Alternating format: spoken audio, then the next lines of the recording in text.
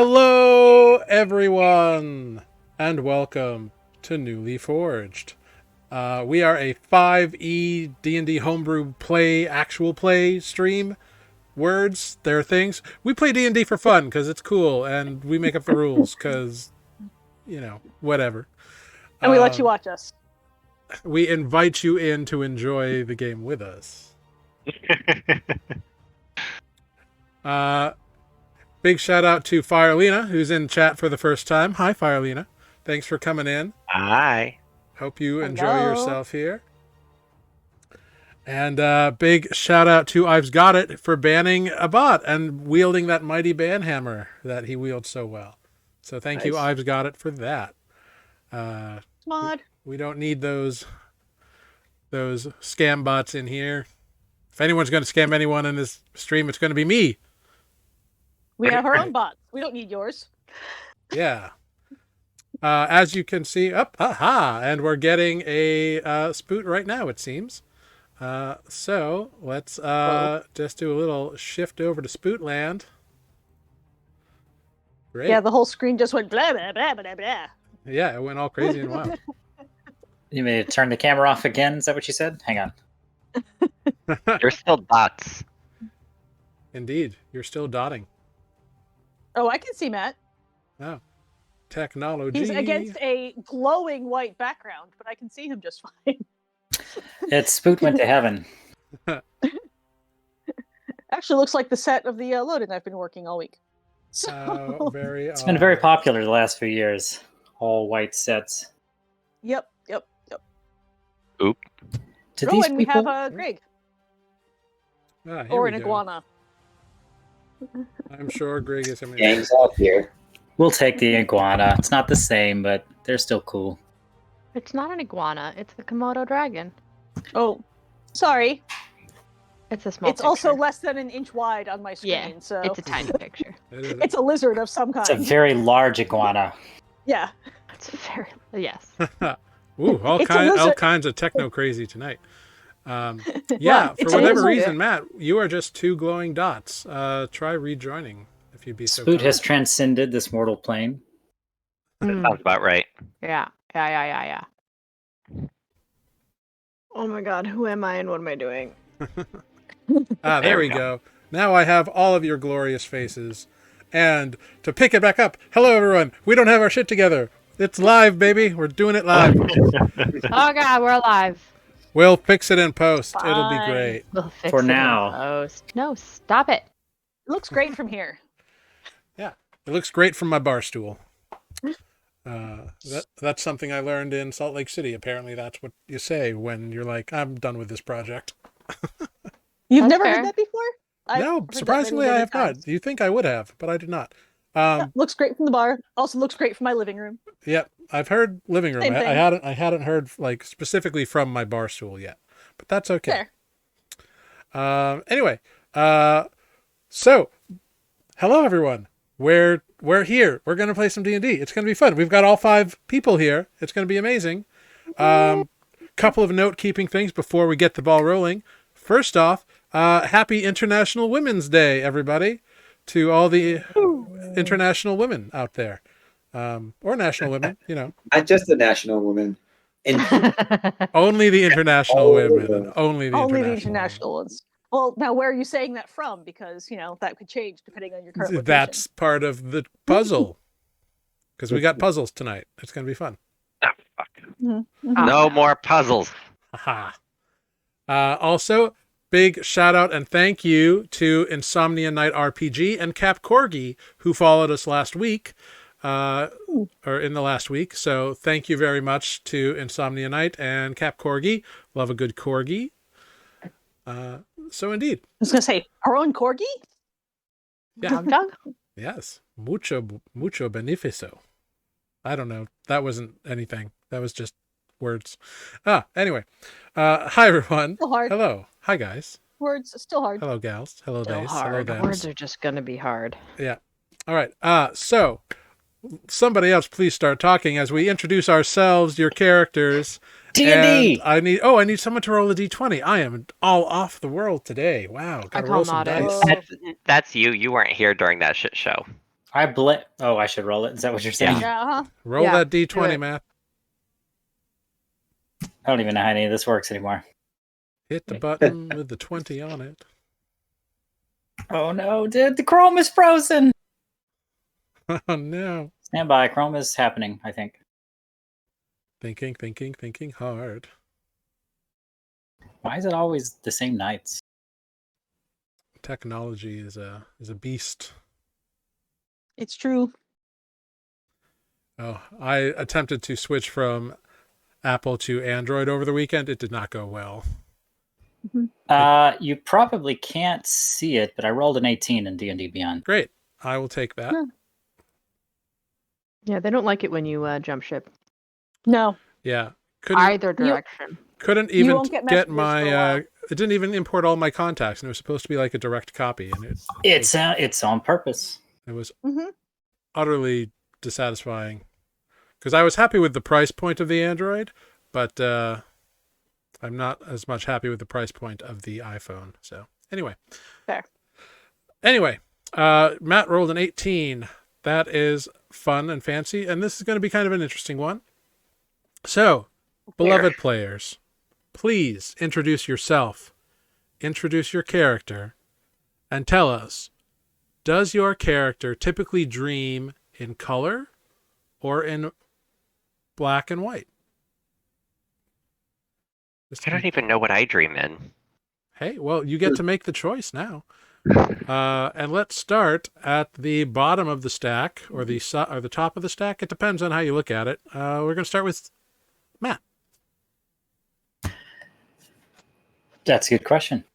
Oh, I'm sorry. The question, there isn't a question about who I am, though. I'm Matt, playing Spoot, Turtle Cleric, maybe. We'll see.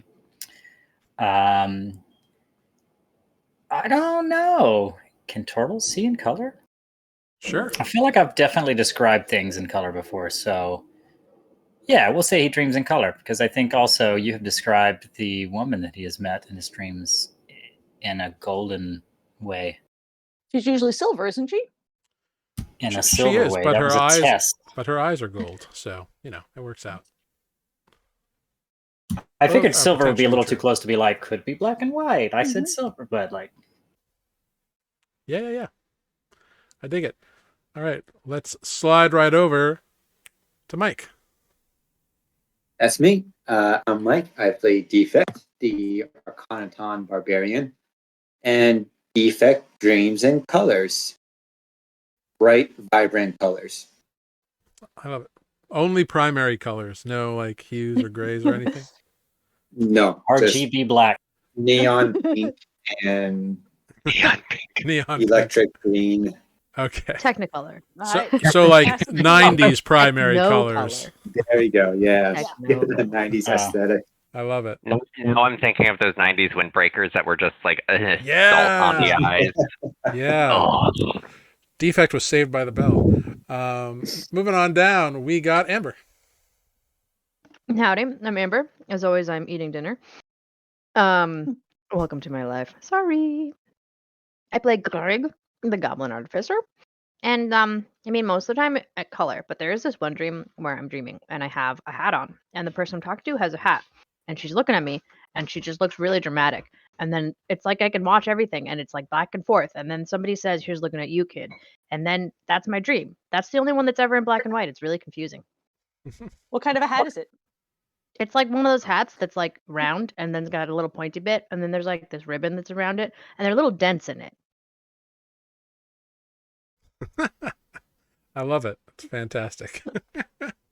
It's just the one dream that's ever in black and white.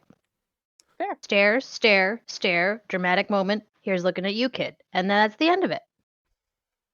Well, I guess we know where all the reruns of Casablanca go, straight into Greg's head. Casa what now? Ooh. That's a Huh? good movie to have on rerun. It's true. It's great. It's a classic for a reason, What? Huh? Then we'll hop on over to Sarah. What's up, Oh, hey, that's Bogart? me. My name is Sarah, and I play Olive, who is a half-orc druid. And I'm pretty sure Olive dreams in earth tones. Oh, nice. realized my headset was on backwards, and I was like, why does it feel so weird? But Earth Tones is a good answer for Olive. I dig it. And hopping on down to Tanner. Hi, I'm Tanner. I'm playing Nereus, the Azamar Sorcerer. And I would say, like, Nereus dreams in both gray, black, and blue tones, just to stay on brand. Cool. Yeah. I dig that. A lot of icy, snowy dreams. Stormy, wet dreams. Mhm. Mhm. Hey, everybody has them. It's okay. What kind of? And I am Jared. I am your humble dungeon game master here. I play everyone and everything else that is not the 5 PCs to this side of the screen. And they all either dream or do not dream in a manner appropriate to their experience of reality. So Does there the we go. Sphinx dream in color? So black You'd have to ask him. walls, green floating numbers. Yes. Some of them might. But that being said, we have introduced ourselves. We've introduced our characters. Let's get into last time on Nuuli Forged. It's a long one this week, so bear with me. Last time on Nuuli Forged, Grig and the Misfits made their way deep into the heart of Soulmount, where they encountered a strange chamber with a wide glass or crystal tube. After defeating a sand trap, the party was able to enter this strange tube, which turned out to be some sort of platform or lift or elevator that raised them up higher and higher towards the top of the mountain peak.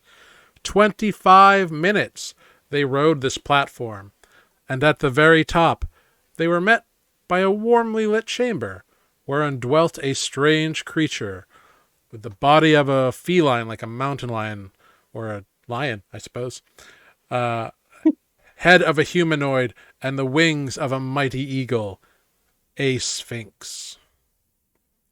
After a very cordial introduction, the party revealed their reason for coming, and so the sphinx set them a challenge, and once they agreed, he told them that they must find 4 keys of skeleton, summoned an hourglass, and roared terrifyingly. I don't know if that's a word, but that's what I'm going with.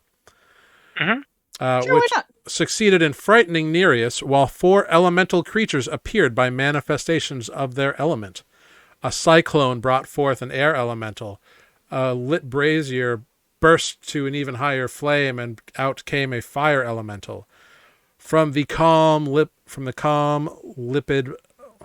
limpid bathing pool emerged a water elemental as it began to swirl in a counterclockwise direction. And an earth elemental appeared from somewhere where they heard the sound of falling sand. The Sphinx roared again, paralyzing most of the party, but Olive, who was still in her earth elemental form, and Spoot resisted and began battling the elementals. But Spoot, with his keen eyes, noticed there was something more within the fires of the brazier and caught glimpses of another location, another place. The Sphinx banished Olive to a delightful demiplane filled with comfortable pillows, effectively removing her from the battle. The others continued to fight as slowly, one by one, they regained their composure, and eventually Nereus was brave enough and left the field of battle to jump headfirst into the cyclone, and there saw a winged key wrapped in a protective air bubble before he began to fall away, lost in the plane of air. But luckily was able to cast Fly upon himself, and through magical manipulations obtain the key, close the portal, and banish the air elemental. Spoot likewise leapt into the deep pool and faced a 2-headed shark before coming away with a key of his own and successfully banished the water elemental by closing the water portal. And Spoot also noticed some strange markings on his key. Defect went headfirst into the fire portal and attempted to jump through a curtain of lava, but missed the timing, and everything went dark for our dear barbarian. Grig, having been beaten quite soundly and then left to be unconscious more than once, steadied their nerves, and dashed through to the falling sand, finding a stone skull set between the tips of 2 opposing pyramids. Nereus, after closing the air portal, threw into the fire portal, teleported beyond the lava curtain, and saw Defect burning alive and unconscious. Reaching deep inside, he manipulated his magic to put out the fires on Defect before healing him, and then reached for that golden key that lay upon a pedestal in an open rib cage. The cage pierced Nereus' wrists, holding him there, but Defect was able to rise up and break Nereus out. Together, they teleported back to the portal, and Nereus ran through and keyed the portal closed, but in his haste and adrenaline, forgot to wait for Defect, stranding him in his strange, fiery locale. The guilt is back. Meanwhile, Greg eventually shattered the stone skull and retrieved the golden key that was hidden inside, but that caused a cave-in to begin as the ceiling rumbled, dropping boulders upon Greg, and they fell unconscious yet again as the rocks tumbled down. Spoot and Nereus both went after Greg as they had been gone for a while, and were able to revive the goblin and close the 4th portal. Olive returned to her banishment, and the entire group, minus Defect, heard the following words in their minds with the voice of the Sphinx. An answer is needed for my riddle game. Tell me, mortals, what is my name? Forgot that I turned the earth elemental into a slug and then yeeted it into the portal. You absolutely did do that before it closed. But that line, reverberating through the 4 of your heads, is where we will pick up our story, with time ticking down and a riddle demanding an answer. So Matt, your character, when you had put the key or had the key, you saw 3 letters. And so now he's asking for his name, essentially. Are there letters on the other keys? Well, so here's where we are now, just to remind everybody. So Defect is off somewhere in another area of existence. Stop making me feel bad. Thank you. It's How many times do you need to say it in the span of 5 minutes? Has At anyone least seen twice. Defect lately? Wait, where's best friend? Olive hasn't seen anyone. Nereus drops dead. Olive has returned to this plane of existence, but sees none of her friends and just heard this message from the Sphinx. Greg, Nereus, and Spoot are against the far wall, having Nereus just used his bonus action to turn the key that Greg was holding in place, waiting for the other 2 to emerge. So we will pick up in initiative. Getting a little echo from someone. Yeah, it was me, sorry. Okay, cool. No worries. We will pick up in initiative. Nereus has used his bonus action, and the words have been uttered. Nereus, you have an action and movement left. Oh, shoot. I would like to lift the key to my to look at it. Yes. Which key do you have in your hand? I have the air and the fire. Or do they not stay in the keyhole? No, once I he just wanna turned it, pull he 'em can out. pull them out. It's not hard. You'll leave your house keys in the door. Yeah. So which one are you looking at? I would like to start just I don't know, whichever one's closest to my hand. You tell me. I would assume fire because that's the second one I picked up. All right. So you look at the fire key. Like all the keys, it's gold. And you do make a quick investigation or perception check, your choice. 17. Great. Yeah, you... Oh, getting another echo. You absolutely see some runes very small on one side of the key. But you do not know what they say. They're in a language you don't understand. Huh. Alright, I'm just gonna say, I think these keys have the letters on them. And I'm gonna just, like, put them on the floor. Kind of like with the runes or whatever facing up. Okay. So I'm gonna put the air of the fire kind of down. Cool. Go ahead and make another check for me when you put the air key down. Oh, what kind of check? Either investigation or perception. Oh, okay. Natural 20. Yeah, you immediately recognize the air key is written in Celestial, which you happen to read, write, and speak. Okay. What does it? It says it has the characters VIN. All right. Hold on. Let me just. Alvin. That's his Air name. key. VIN. Vino. Vinny. The Sphinx's name is Vinny. And anything else on your turn? No. So yeah, I'm just gonna face the keys with the letters up, and then has that been my action? I will say looking at the keys was your object interaction, but like arranging them on the ground was your action. Yeah. Okay. All right. Then my turn is done.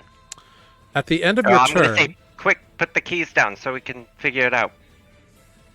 at the end of your turn, the Sphinx appears next to all three of you. Ah, shit. Hi. Defect, you're looking around. Yep. What is running through your head in this exact instant, Defect? It's been about 18 seconds. 18 seconds? Oh, probably not too much. There's still time for them to come get me. I'm probably thinking that as soon as Nereus stepped through, he was either attacked, that caused the doorway to disappear, or maybe he was put under a charm spell and he had to close the door on me. But clearly, he just wouldn't forget about me. Indeed. Not after I got his arm free. So Cool. That's what I'm thinking. Cool. At the end of your turn, the Sphinx sends a claw towards Nereus as you hear in your mind, Nereus, you are cleverer than I thought, but still, it's my job. And that's a 26 to hit. Yep. You take 24 slashing damage. Oh shit. And that brings us Bitch. to Olive. Olive is going to yell in Terran, guys! Where are you? Yeah, you saw the Sphinx up on his pillows, and then he disappeared. She couldn't hear me speaking around the corner. With her passive perception, I would say you definitely heard Nereus's voice coming from the left somewhere. Alright, in that case, I'm going to come over here and peek around the wall. Cool. Hey, there y'all are. Yep, yeah, the cyclone is no longer there. It's been banished, so don't worry about that. What y'all doing? Still speaking in Terran, so only Nereus can understand me. What's going on, guys? What did I Well, miss? Nereus just got smacked the shit out of himself. Yeah, all of your friends are looking fairly roughed up at the moment, and you see the Sphinx is putting a paw down as though he had just struck out towards someone. And Nereus might be clutching his chest or some such thing. Well, I suppose in that case, Olive's going to come over here and beat up on said Sphinx because she has no idea what's going on, but this guy seems mean. Okay. Boop-a-doop-a-doop-a-doop-a-doo. 18 18 will absolutely hit. for 18 bludgeoning damage. Great. And do it again for nine more bludgeoning damage. Fantastic. Second one was a 25 to hit. And you and your attacks are magical, right? In this form. I believe so. Like your Yes. your wild shape attacks are magical? Great. Yes. Very cool. Awesome. Great. You slam twice and the Sphinx turns its head towards you. And Greg, it is your turn at the top of round 14, everybody. Wow. Great. Olive, when you came over, you noticed that the sands in the hourglass were almost out.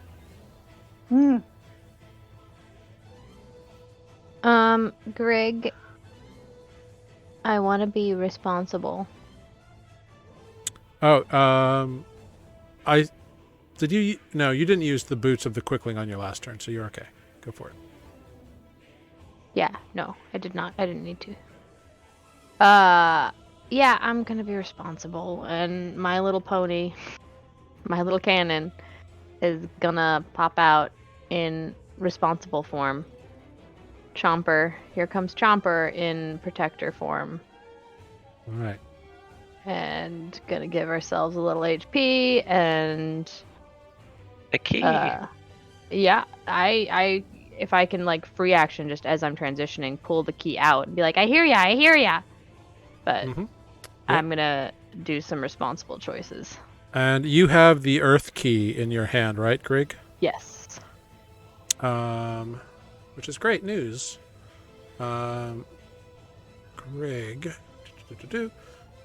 your passive Is 10. Yeah. But your passive investigation is plenty high enough to notice this because you heard about That's it. True. Fair. Yeah. The you see on the Earth key, you see two characters that you recognize very easily because they're in common. You see L and A. Cool. Can I, like, is it too much to say, that's an L and an A, and tuck it in a pocket and pull the stuff out? Yep, totally okay. To my dude? Okay, great. Great. So I do those things, and everybody in a 10-foot radius of me, because it'll just be sitting on my shoulder, gets 7 temporary hit points. All right, that's everybody. Huzzah. Well, no, it's not. Where's best friend? Well, everybody who's there gets it.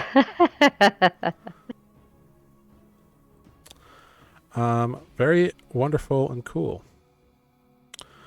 All right. It is now the turn of the Sphinx. Unless you wanted to move or anything on your turn, Greg. No, I mean, there's nowhere to go. All right. So, a claw comes towards Nereus. Ooh, that's a total miss. That's a natural 1. Ooh. He ends up swiping the... or not that one. He ends up swiping along the wall above you and actually takes a little bit of damage as he goes, ow! Which is great. So incensed, he narrows his eyes towards you and says, your time is almost up, but you got there in the end. Too bad you won't get to finish the riddle. That is an 18 to hit you, Nereus. Healed. Your shield energies reject and rebuff the massive claw. And he looks surprised. That brings us to Spoot. Oh boy. Nereus, you're All on right, deck. I'm guessing I had letters on my key that I have already seen. Question mark? Yes, and Spoot, you noticed them earlier, and you know exactly what they are because they're in Aquan. Well, that's lucky. They are KAL. Which key am I holding again? Water? The water key, the golden water key.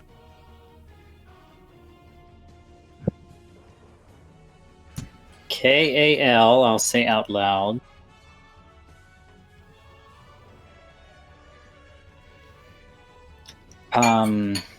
So I already noticed that. Yeah, you'd already noticed that. Use- So So we just- the I only key will we don't allow know is the you fire. to use your object interaction to see if you know the language on the other key that Nereus had, with either a perception or investigation check. Awesome. Let's go for it. Perception. Go for it. Ooh, doggy. Ooh, yeah. Yeah, even standing up, looking down, you recognize the characters easily because you've been teaching Greg this language. It's in Draconic. Oh! And you see the characters Poru.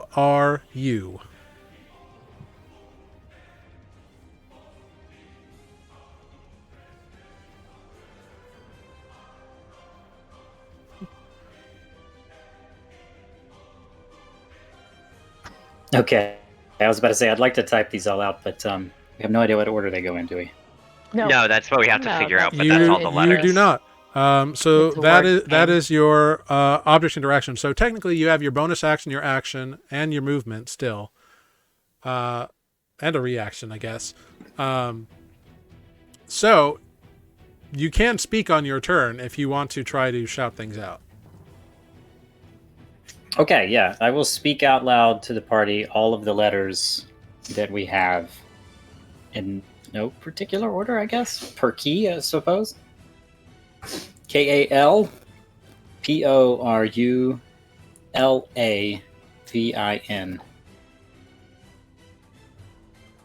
Okay. I'd say if you want to make a guess, you have enough time on your turn to make a guess, unless you want to do anything else.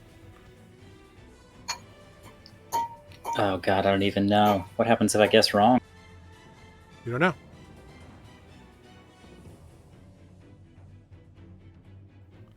Oh, I think you muted yourself. Oh, sorry. Yeah, so I'm going to just type it out in the chat to see if this actually spells what I think it spells. What is it you want to say?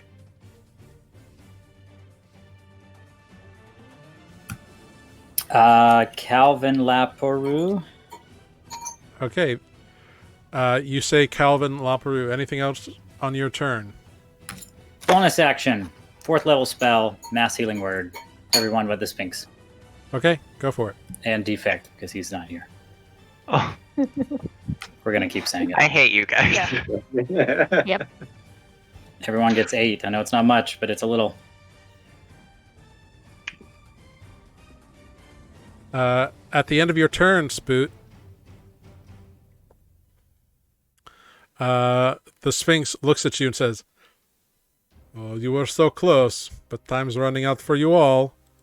And a claw strikes towards you, hits your shell, and does not damage you. He's rolling like crapola. That's Have a qu- fine. I know it's too late on this turn, but I do have a question. Yeah. In the spell language, when you are doing something to someone that's familiar to you, you have to have met them. Yes, I know that's probably a dumb question. Or have an exceptionally good description. Like, we can deal with that at a later time. Or if you have a specific in mind. Oh, I do. All right. And that brings us to Nereus. All right. Nereus is actually going to use the Crown of Fallen Imperials. Ooh. And it doesn't say what kind of action it takes, but I'm going to use Mind Palace. Ooh, the Mind Palace ability. Very, very cool. So go ahead. I don't think Mind Palace takes an action, if I remember correctly. It doesn't say action or bonus action on it.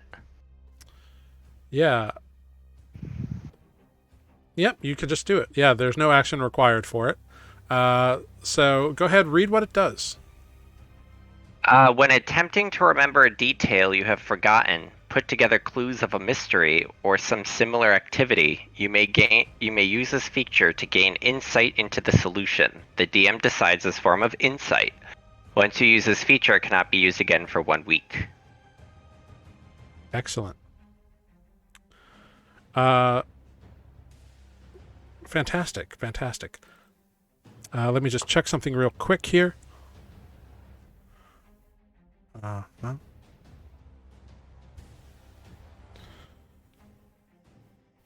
Yeah, okay.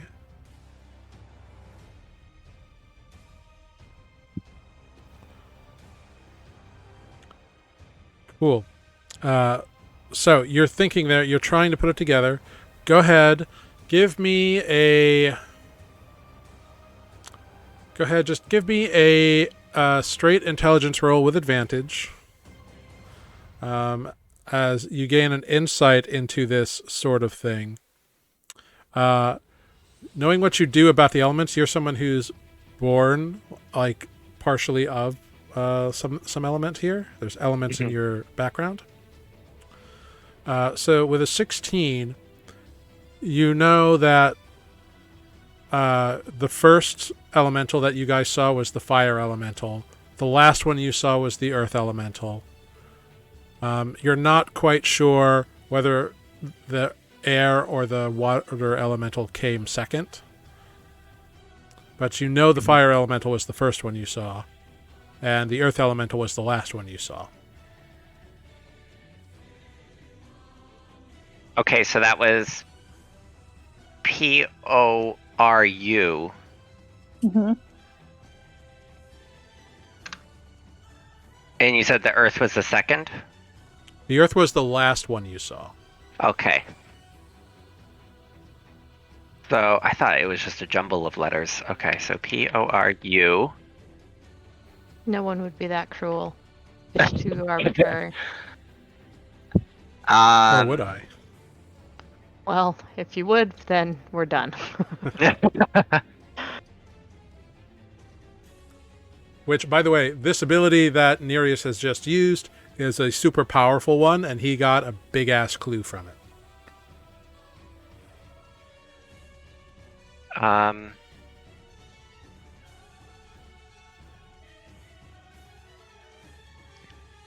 So Nereus is gonna gonna try. I don't even know how to say that. Poru.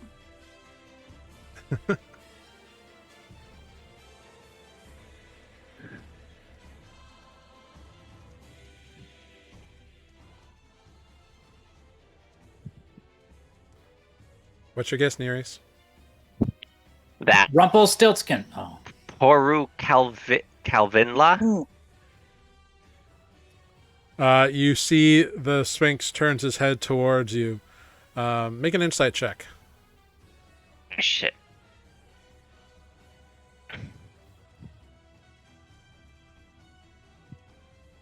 $14. You get the sense he's getting ready to hit you. Why did it roll twice? Oh, fuck.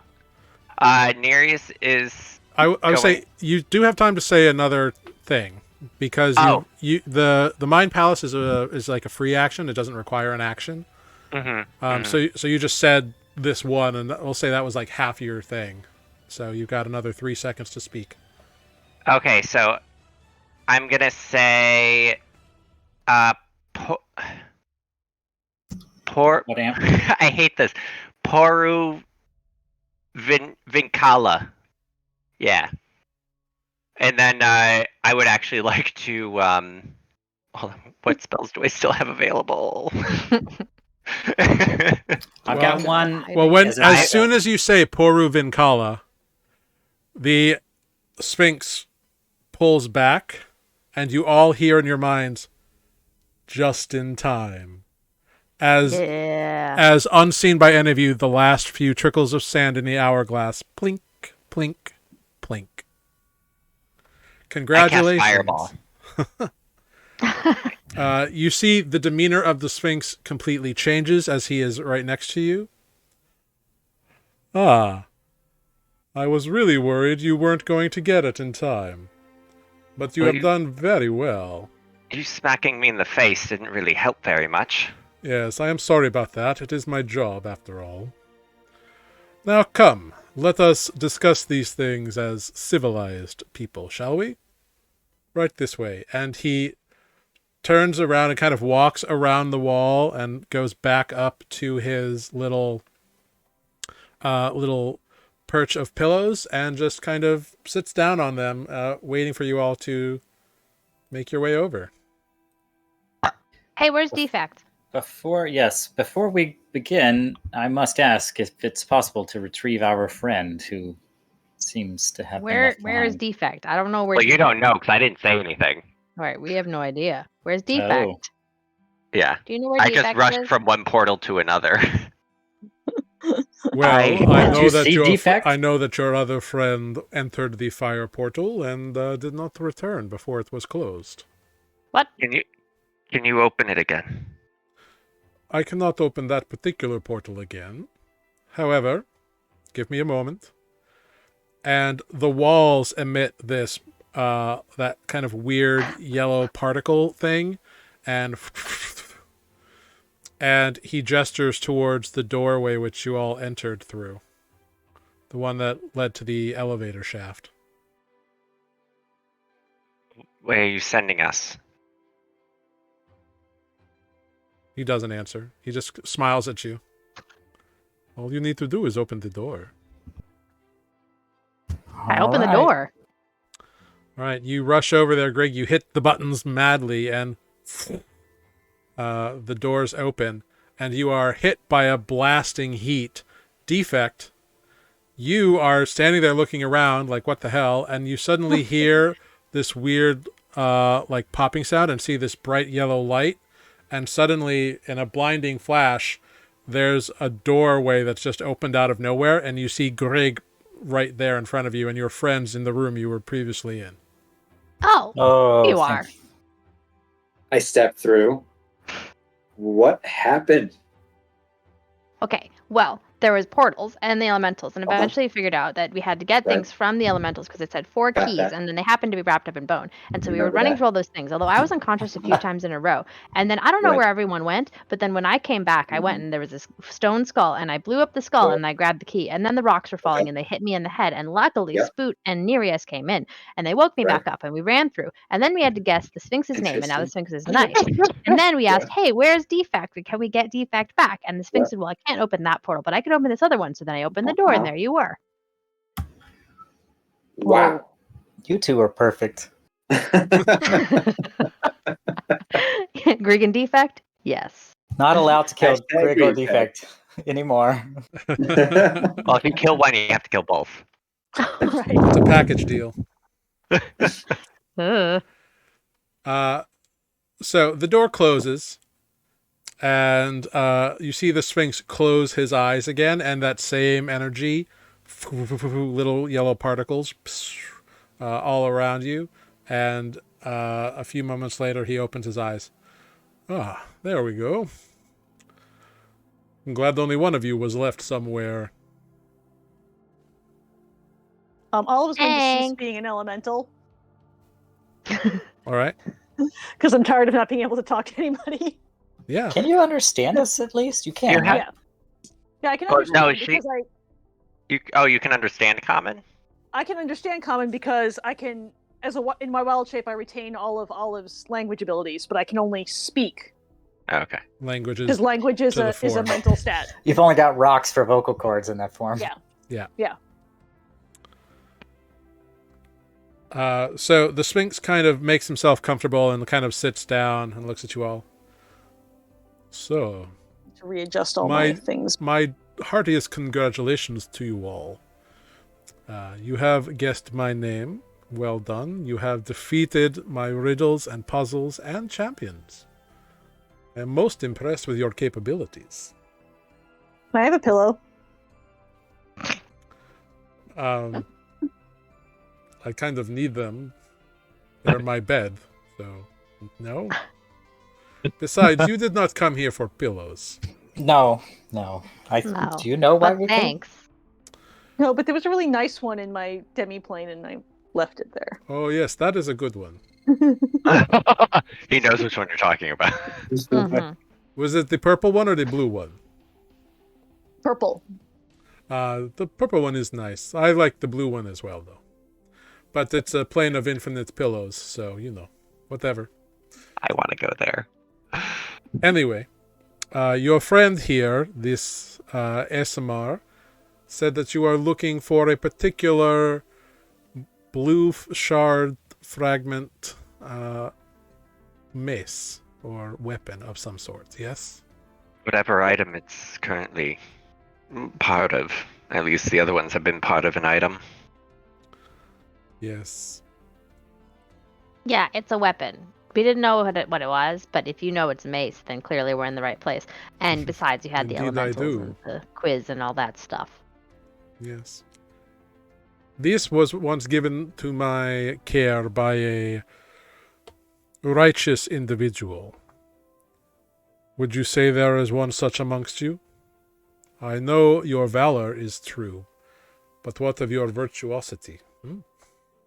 I think the most virtuous of us all is the turtle boot. But like, which virtues? I'm like smart. That's You're smart, but your moralities are questionable. Same with the rest of us. What's but the difference? Well, virtue and moral are two different things. Patience is a virtue, but not a moral. That's a good point. It's also questionably moral and virtuous. It's not very. I was told to guard this until the right person came along. Oh, And I mean, I guess you're the one. while you might be a good person, little goblin, are you the right person to wield this mace into battle? Oh, I mean, I don't know. I haven't tried to pick it up yet. I've never tried a mace. I would like to offer up our cleric. I'm proficient in mace. Spoot's like sheepishly in the back, just like. I mean, I guess if you're thinking like in terms of like the most predictably, like gonna try to do the quote unquote right thing, even if it's wrong and he ends up killing them anyway, that's gonna be Spoot. I see. But like the rest of us kind of like skip the trying when we see that it's pointless. But Spoot does keep trying. That's fair. He does have the most heart out of all of us. I mean, he's very large. His heart probably is bigger than all the rest of us. Greg. I don't even know if Defect has Greg. Greg. I mean, like a Greg. heart. I Defect cast has silence. lots of feelings. Well, then none of us can talk unless you cast it on. No, specifically on Greg. Just like the corner. I can see that this is a interesting and eclectic group. You can say that. We're learning. Well, centuries ago, this was gifted to me to take care of until the right one came along. And he waves his hand just like over the stone, or his big massive paw. And immediately there is a mace. It has a blue jewel at the bottom of the handle. It's wrapped in like a fine black leather. It's black steel. The edges are tinged with what appears to be gold or some similar metal. Ooh. The head is like a 6-flanged head that is hollow inside and also gold. Ooh. And set inside, kind of floating in the hollow inside the head, is a blue fragment of a crystal. Ooh, that sounds pretty. That sounds very pretty to hit people with. Has anyone? What was the conversation previously with the Sphinx in regards to our quest? Basically, like if Spoot does speak up, am I going to be repeating someone else if I? I essentially told them that we're trying to stop people from gathering the items who are trying to either hurt people or cause the storms again. And all that jazz. And then we got attacked by elementals. We're the good guys. Fair enough. Okay, well, Spoot will step forward and say, "Oh, I'm getting an echo this time. That's fine." Mike. It's not your fault, Mike. It's because I hate the sound of my voice. It makes me sad. Yeah, I will step forward and say, "I'm Spoot, the turtle cleric, which Nereus mentioned. And it has been our journey this far to collect all of these fragments, to keep them out of the hands of people who are hoping to bring back the Ibn Shade." I would just, spill, I'm probably saying it wrong, but a little bit of the history I know about the Ibn Shade. I have been tasked with this mission from my deity Farlane, who has been guiding me along this path. And I know that this is what I am walking this world for. And this group, while they may not all think highly of themselves or each other, have all been with me every step of the way to ensure that if we can save Nuuli, we will do anything we can trying. Make a persuasion check with advantage. Oof, I need like double advantage on that. That was rough.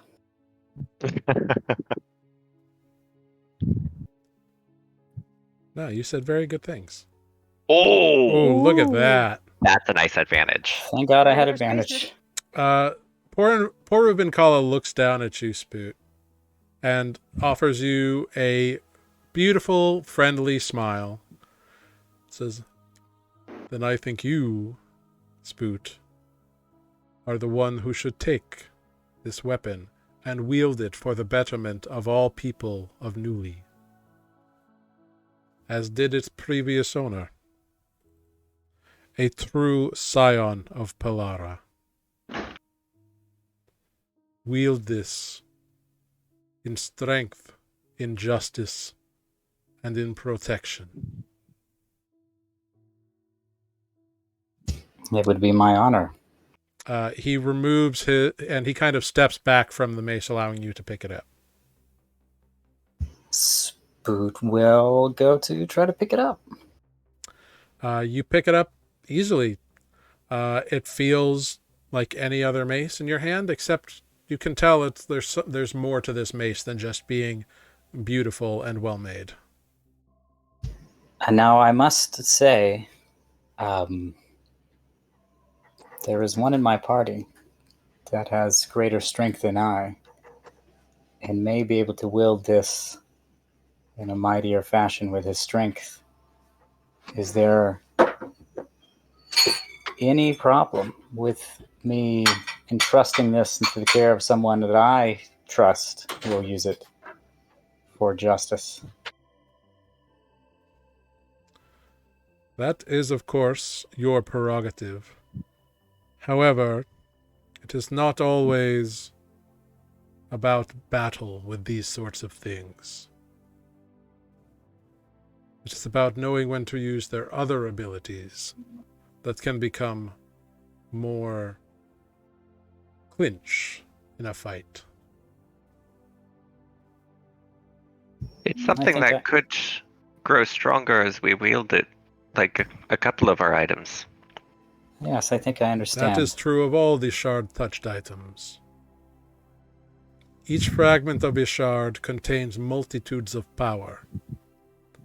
However, to attempt to use a full, unencumbered shard fragment without any sort of training or abilities would burn an individual alive, especially a mortal like all of you.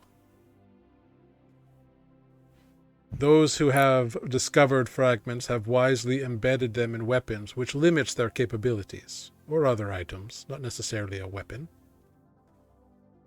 By fashioning them into an item, it controls and focuses the powers.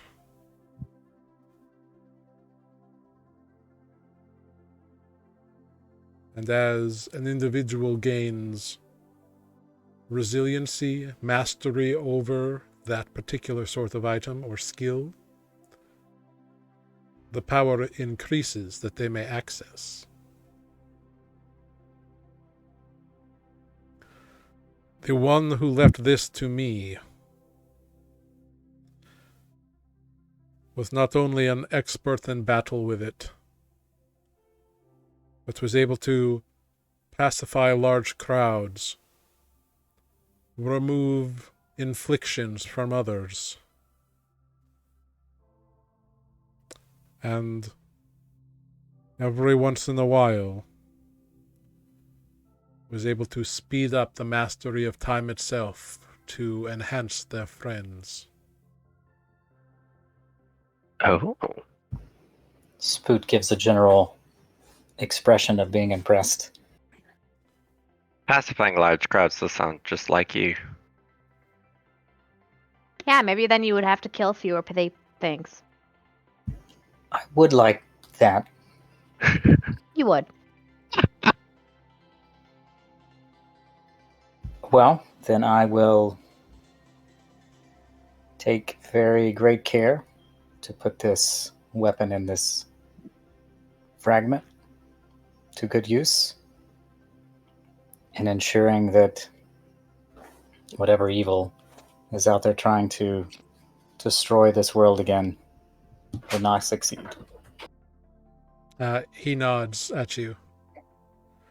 And you pick up the mace, or you've already picked up the mace, and you heft it, and like, after learning all this, it feels a little heavier, but not in terms of physical weight, but just in power or responsibility, maybe. Little bit. With great power comes great responsibility. With great pretty maces comes something like that. Peter, go home. Go home. Get out of here. All right. So Spoot, having taken the possession of this mace, the Sphinx looks at you all. So, tell me, what's up in the world these days, huh? I only get the occasional glimpse in. Oh, well. Here, let me get this book Greg out. is good at Whoa. filling that in. Would you mind if I sit down for a bit while Greg fills you in the world? If you would like to, you're more than welcome to. I have not had visitors in quite some time. And now that my duty, as far as you are concerned, as you make no other claims upon me, is over, you are welcome to sit and chat if you so desire. I mean, Olive's sure. gonna cast Aura of Vitality because I think everyone but her can use it. Great. Most of us are pretty rough. Yeah. Yeah. So. So you can spend easily Nice. a short Whoa. rest. How'd you do that, Matt? If you click the pink square on somebody's spell, you can roll it. Oh, cool. So everyone gets 2, and whoever, then there's 2 more. So there's 10 So total. I feel like a total fool because I forgot to remind almost Nereus with Tanner last week. But I didn't prep this though, did I? Dang it! I meant to prep this. Anyway, Wait, so I can click it? Yeah, so it's You click the pink box, apparently. There's- Everyone gets 2. Woo! Whoa! We get to click the red box twice? Twice. Whoa. No, normally it's the source of the spell, but we're not in combat, so it's not that big a deal. Whoa. Matt gets all of the points, apparently. of course. so I will prep that next time because 2 people have that is great, and I keep forgetting that the Crown of Concentration would let me do that and the turtles. Oh, yeah. Mm-hmm. Cool. Well, you talk to this. What's Yeah. your name? Poru. Here, I mean, you could just read my Poru book. It's only Vinkala, really about yes. like Poru what we Vinkala. did. I'm gonna go sit by the water. Of course. Don't fall in. Defect gets 2. Click the pink box twice, Defect. Whoa. Right? Nice. Just And then I taking think- all the HPs. I think Yeah, Grig and Nereus should get the last 2. It's 10 total. All right. Hey. Nice. Very nice. Of course. Are you fucking too? Oh, I'm Yeah. sorry, Tanner. I still have some spell No, it's slots fine. left if you need some healing. No. It's okay. It's okay. You can take a short rest during this discussion and like spend hit dice and stuff. That's what I was hoping for. That's fine. Yeah, a little bit of both. All the things. Okay. So, I mean, here's the thing. I don't know like what everyone's doing, but we've been up to some nonsense. And basically, it's all about these baddies. And here, you can read the book or I can read it to you.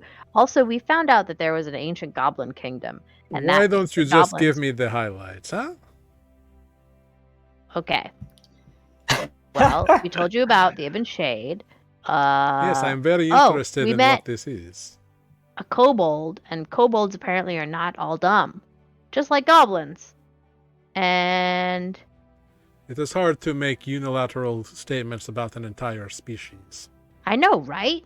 It's just that everyone does. I mean, except for humans. Humans do just suck. But then the kobold is actually kind of neat and lives in Red Sands and became our pet or friend, or hard to say. Sometimes I think that I hope he you who would should not not be have a named would sentient call. being as your pet. Yeah, but it was kind of like. Anyway, he who should not be named definitely talked about him like a pet, and then it was more like he was a person. I liked him like a friend. And then he's working at the mines, and now all the kobolds work in the mines, so that's fun and interesting. And then there's this little kid who wanted to have a boat, but we didn't trust the little kid. And then I fell in the water, and then we were whales. That was a highlight. Oh, and there are elves. And I'll die if I don't give the elves this book that I was just showing you, because the elves, this one elf in particular, really just wants to know what's going on. What is with people like being locked in places and like not, like interacting with the world, who like want to know about the world, but then they don't go and interact with it? That's a little weird to me. Because Well, like, there wouldn't it be was better if you just 1,000 like go years out? of spell storms recently. Well, sure, but they're not anymore. So go out and like explore and like be part of the world instead of send goblins out and make them swear or die. I'm just saying, that's the first time I've really thought about it in that way, because now there's two of you, and we met some Two of you? dwarves. Who? Two of whom?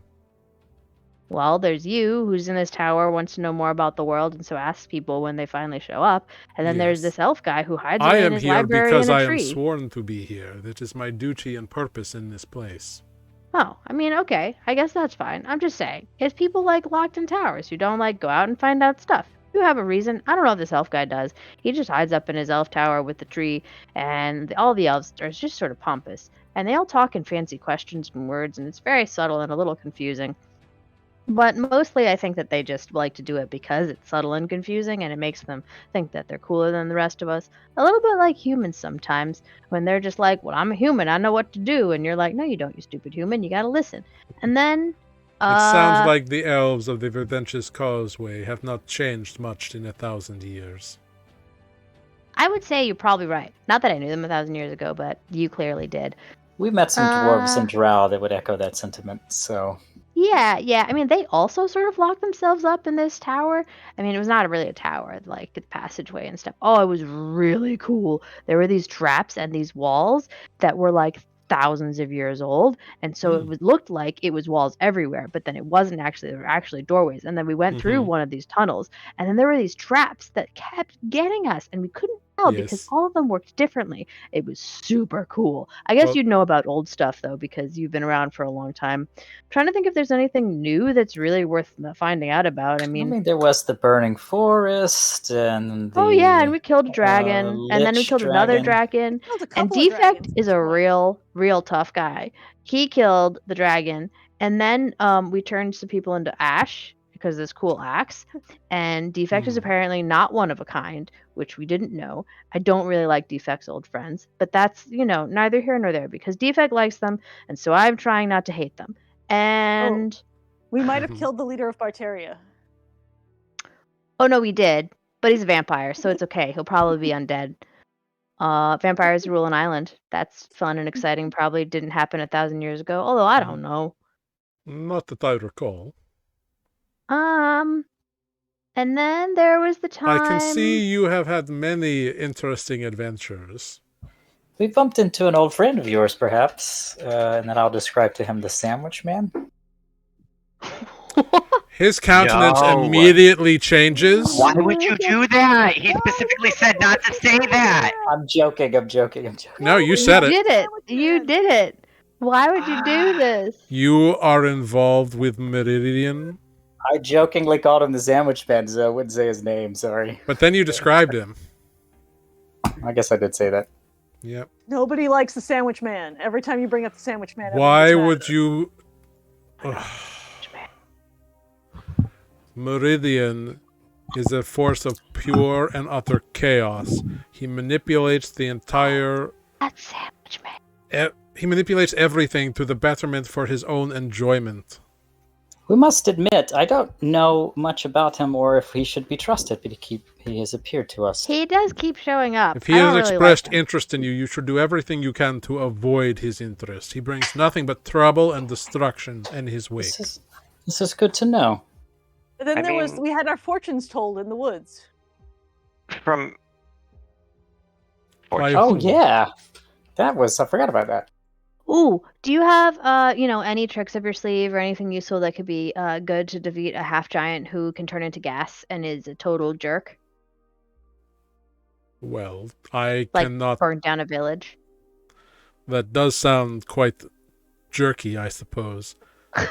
But I cannot leave this location. My duty and oath requires that I stay here to guard that which lies in wait for the proper heir.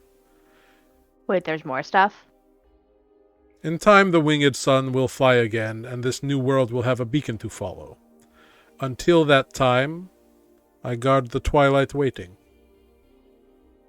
I'm curious. I've only had one interaction with this Meridian. I particularly didn't care for how he greeted me, but I'm sure it was very rudely. he just said, "Who are you?" Even though I asked him first, and then It's just very kept saying it. self-important. But The veil Yeah, he doesn't like to answer questions. from what I've heard, a lot of people don't like him, but they haven't really said much aside from like what you started to say. Is there like something particular that of note, of concern? Meridian has never specifically done anything himself. However, he has influenced many over the course of the eons of history to do things which have annoyed various people. He makes claims of having a grander view on the universe and multiverse, but... We kind of do a lot of things that annoy a lot of people, too. Yeah, I mean, we don't do it on purpose usually.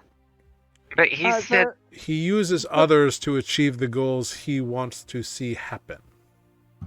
So As it's not such, he makes many enemies and few friends.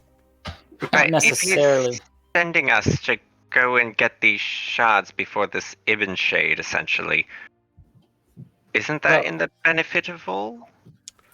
Possibly. Well, I should say that my mission first came from visions from my deity, not from... Well, and Meridian. the elves told us to go do that, but he keeps showing up and helping. It does seem... Yeah, it did I seem mean- like his path was aligned, but... He is not an evil entity. However, He just likes trouble. like all Archfey, he is capricious in nature and free from the bounds of morality. Yeah, that sounds like him. He That is sounds a about right. creature of impulse and instinct. Yeah. Well, this is good to keep in mind. So As an aside, I'm glad I said something after all. the fortune teller was also a fae. Her name was Persephonea, the veil piercer. That's what it was. You have had some very interesting encounters. That's true. Persephonea is Crocodile well person in a known suit for working her... What was that? She had a crocodile person in a green suit working for her. Oh, yes. Oh, well, I suppose everyone needs a valet of some sort. Persephonea is also quite well known. She is well regarded for her fortune-telling abilities. However, she's, as far as I'm given to understand, often with a dour bent. Mm-hmm. But she is quite prolific. Trying to remember the name of the dragon that we also met. Oh, If the that brown is- Okay. bronze one? If that is of any import. I mean, while you're We have to thinking, go back there. so don't tell we? me more about 1,000 years ago, right? Like, did you know the Goblin King? Not personally, no. I had different interests 1,000 years ago. Oh, were you like tearing up cities and taking over the mountain? And Why would I do were you these serving things? this winged one? I don't know. It was 1,000 years ago. I don't know what it was like. Apparently, there were And you empires. never will, unfortunately. That age of this planet is long gone. Did you all say that you had a friend from 1,000 years ago? Oh yeah, Well, I mean, sort of. he's the guy watching the manor. I don't want to talk about him. He's stupid. But there's 3 of them. There's Well, 3 people. perhaps One you of them should is ask really them. stupid. One of them is a stupid human, and then the other one doesn't really talk. Perhaps you know of Valvarex. That's his name, right? The wreck diver? Unfamiliar with this particular entity. Not sure dragon. how old he is, but another dragon that we encountered. Friendly, this one. We have Well, to go that's back good and to see know. him, don't we? I don't know. We have a lot of things to do, and I'm afraid we are already a little behind time. I do have a question. Of course. Do you know anything of the North? I believe there's 2 more shard items that we've told not to go because it's at Asmodeus's. Is that what it's called? Asmodeus's crate? No, Crucible. Mm-hmm. Is it called Asmodean. The Asmodean Asmodeal. Crucible? Asmodeal, whatever the fucking Crucible. The There's an gates of item hell. there that we've been told not to particularly seek, and then there's another one that's up north in the glacier. I don't know if you know anything about either. I know you said you've been in here, but Well, I don't know specifically about these things, but I do have certain abilities that I can use to garner some information. would you be willing to aid us in that way? Yes. One moment. And he stands up, his wings spread, and you see runes like that were part of his skin that you didn't notice before, like patterns in his fur begin to glow, and runes appear, and 2 ankhs appear, one over each eye, as he just glows with white and bright yellow lights. And then the lights pull in and travel up his body and like receding along these lines until only the ankhs glow. And they glow brilliant yellow with white in the holes of the ankh. Cool. I see a tall man who is not what he seems, walking a cursed sight, making dark promises, and trading these poisoned words for a rod of thieving power. The 4th. Using this vile creation to storm a citadel and steal the 5th. I see a collection growing, and a slithering skeleton waits to offer him another prize at a broken tower that once served as a position of power, now lost to wild lands. A Who's hovering been those places? darkness holds sway there, biding its time, hiding in form, waiting for the collection to be complete. 5 do I see, soon to be 6, and then the final piece to be added before the appointed moons. After that, I see the darkness rising as a terrible rainbow. And the ankhs disappear and the lights glow and his eyes return to normal. Well, I hope that was helpful. So, from what I gathered, the one at the Crucible's probably already taken. Yeah. Sounds like they went So- to the Crucible before the dwarfs. I don't know, what did I Right. say? You Dark said that there was a promises, tall poisonous words in trade of a powerful rod that steals the strength, saps the strength. Drain shard. Used to storm a citadel, which we assume are the dwarves, because their item was taken too. And To steal the something fifth. about a tower that was once the position of power. And a slithering skeleton waiting there to give the tall man, who is not what he seems, promises. We met of the some skeleton, kind. didn't we? I have. Uh-oh. But Where from was what the I skeleton? gather from that, we should head north then, because probably the one on the glacier is still there.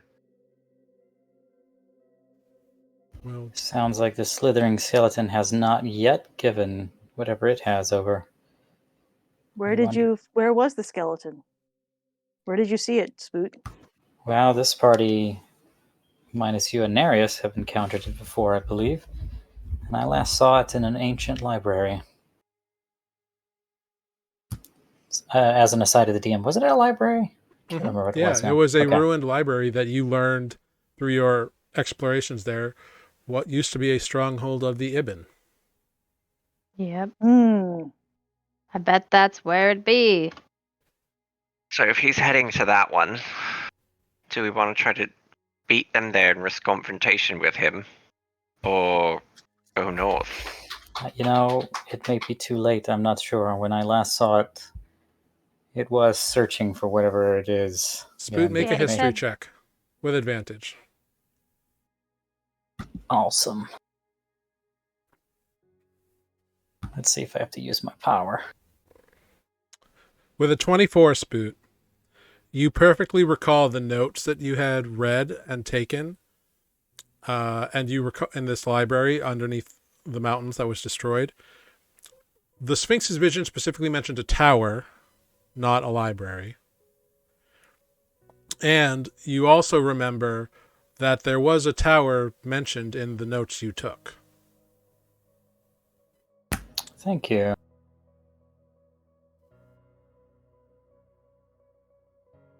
I'll have to go back and look at my notes. This does not bode well. No, but he said something about Unfortunately- the whole rainbow, and we have one of each color except yellow. What They have- color's in the north? Blue. Another blue. I They think have- they actually have both the yellow, or at least They there's have somebody both who yellow. has the ascot pin. Yeah. It's I don't know if been they're necessarily in exclusively league. From Laurenton. And we didn't go talk to the person who was last known by Chelter for Larter. No, that is true. We could go We back should to try to do Laurenton that. and talk. Or we could just go north If we, and see well, if we we can should. cut him off. Well, I don't. If you all have been to the Videntis Causeway, I assume Olive has seen a tree big enough. Oh yeah. We definitely Why saw are we some big going to trees the there. Verdentious Causeway?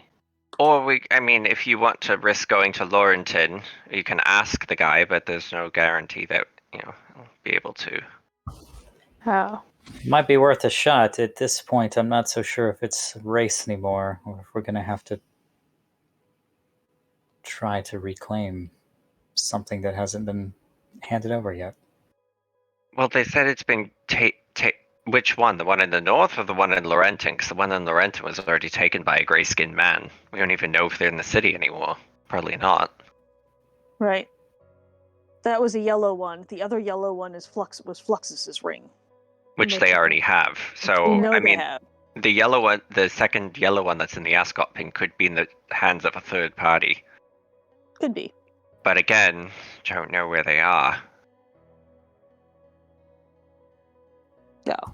Perhaps. Well, why don't we let Spoot look through his notes for a minute and then, chill here and we'll have to Is decide. there anything else I can do to aid you in this quest?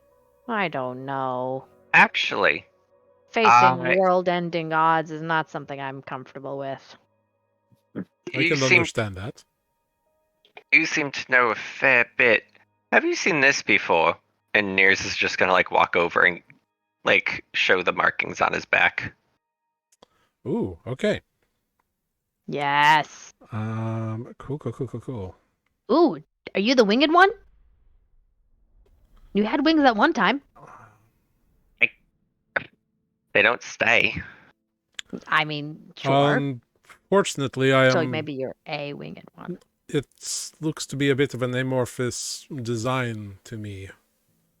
Well, I recognize the runes around it as the words of the far realm. One day, it was raining, and then all of this appeared on my skin, and it's just been there since. Terrible acid rain. My father, I found out, is also someone named Chalk. Ah.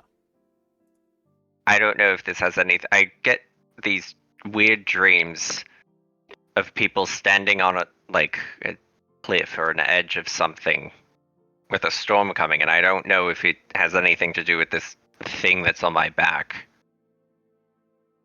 I cannot speak as to your dreams, but I know this entity you claim to be your father. Or not personally, but of him, I know.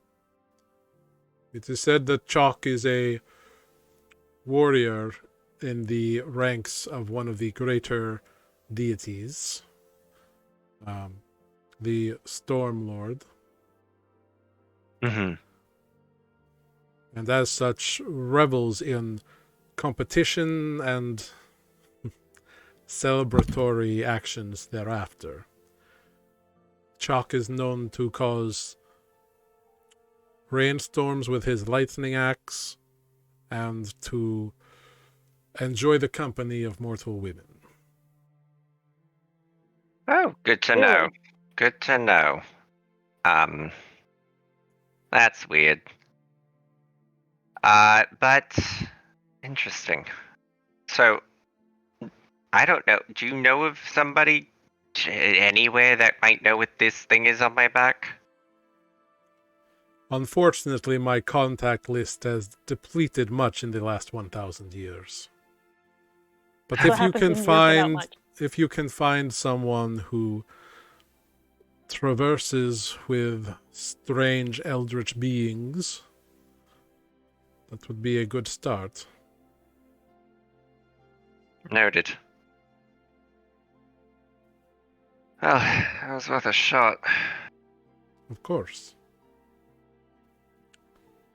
I thought we were going to have 2 chosen ones in our party. That would be crazy.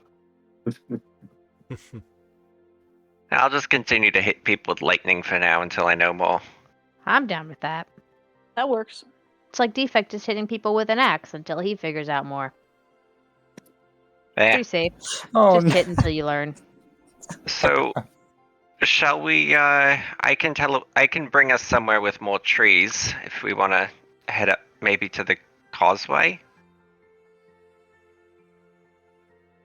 I guess we're going to go north. Do we need to go right now? What even time is it? We've been in here for so long in this crazy mountain, and that tunnel took so long. I have no clue, but I want to see the sky again. Fair.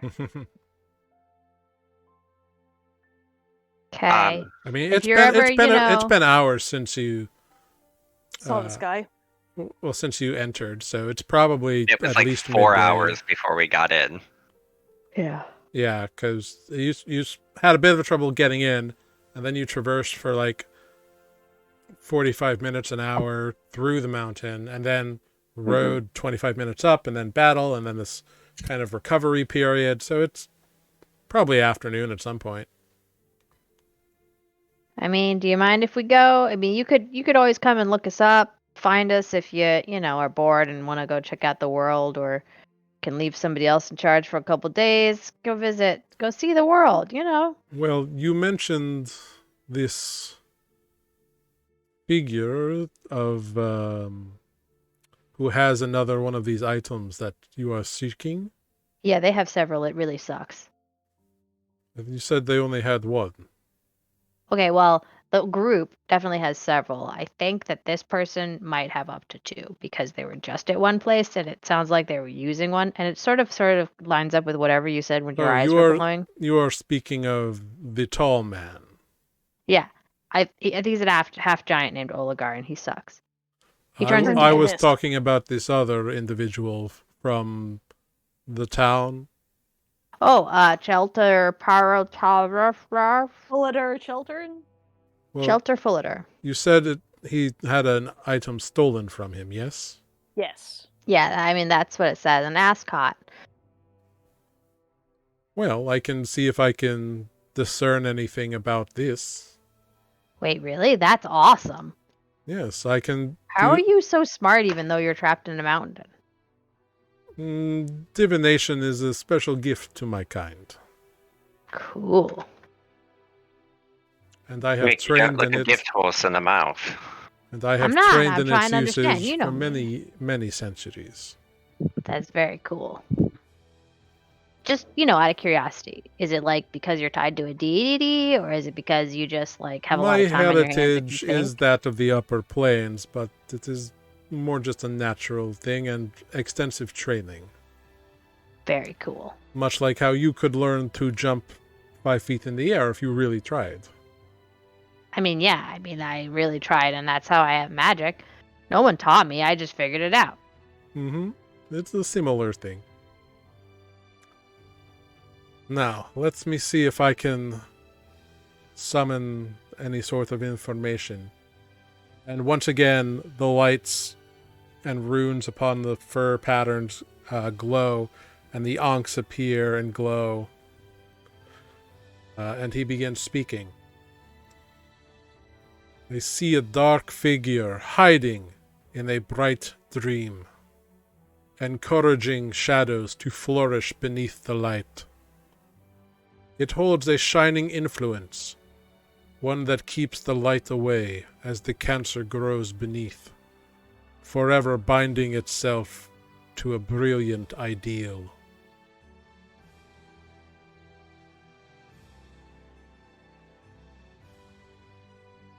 And the ankhs and everything fade yet again. Hmm. I can That is. I can summon one more divination in such a manner today if you have a question you might like to have answered, or clarity brought to you on a previous one.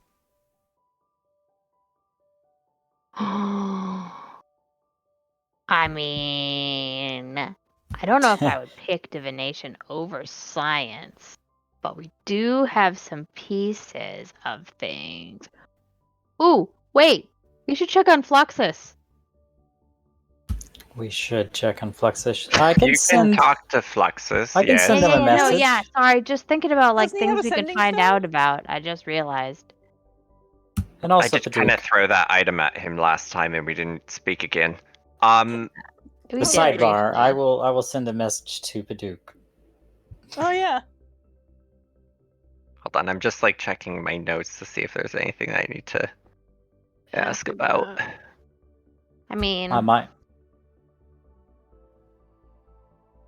oh yeah, we set a vampire loose on the world. Oops. I don't know if there's any way that the Sphinx could help us track down the 2 interplanar beings that we set loose in the world. All right. Oh yeah, we re-encountered those. Forgot to mention that. Oh yeah, me and Defect ran into them on the Bro Venture. Mhm. Right. Perhaps we should mention them. I don't know if that's None a of us set them loose consequence. on the world. He who I shall not agree. be named did. So, Mr. Poru, or I know you said you don't know much of dreams, but I did have one the other night. It was an unnatural storm that was like forming various appendages, and it looked like a woman laughing, and like there's just like tendrils coming everywhere and just like taking people. Mm-hmm. And she they couldn't tell what she was, but there was like glowing eyes, horns, halos, tails, and a ton of just other creatures running into it. And when I woke up, my back was itching. It sounds That's- like this dream may be connected to the image upon your back. Right. I guess I just needed to hear that more. That wasn't going crazy. I am not a dream speaker or dream weaver, but nor am I a devotee of the dream weaver.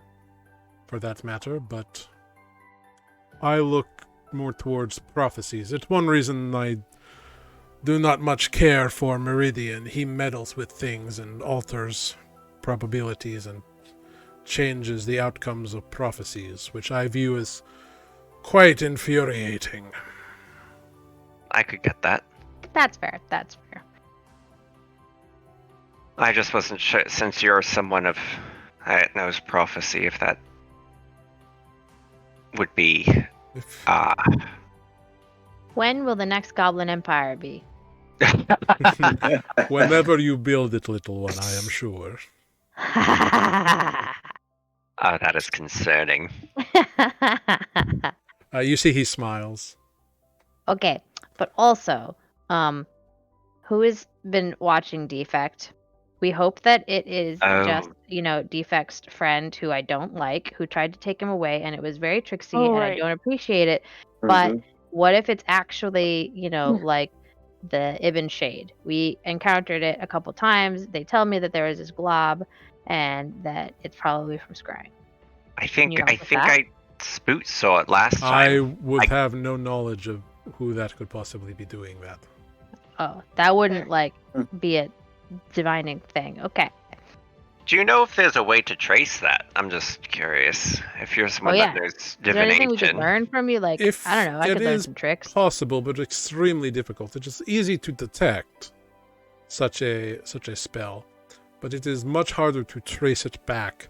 It requires one, catching it and concentrating on it with another casting of the spell and competing against the other spellcaster. It is difficult and potentially dangerous to both the caster and the observer. Dangerous Interesting. in what way? Just in It could potentially kill one or both. Oh, you know Okay. nothing big. just outright. Okay. I mean, potentially. It depends on your luck, I suppose. And how So- hearty you are. Well, I mean, that's good to know if, push comes to shove. And it's, becoming, I guess, an issue. Have might be a these way. observations resulted in anything happening? I mean, Not yet, hard to they just- say, because it could be why they knew where we were and got after some of these shard items, right? Because they do seem to be beating us to places in ways that seem a little bit too lucky. But on the flip side, it's hard to say. They haven't tried to steal Defect again, which would be probably what his friends would do, which makes me think it's somebody else, but I don't know. Spoot, make a history check at advantage. As you are all boy. having these discussions. See if I have to use my thing now. No! Yay. With a 26 Spoot, as Greg is saying this, as they're saying this, you remember another thing that you read in one of those books, and it pops into your brain. Whoever was writing that crazy journal with the different handwriting and everything said that they could sense them.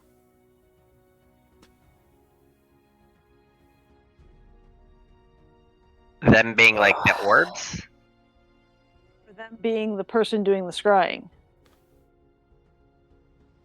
Spoot knows what I'm talking about. Spoot.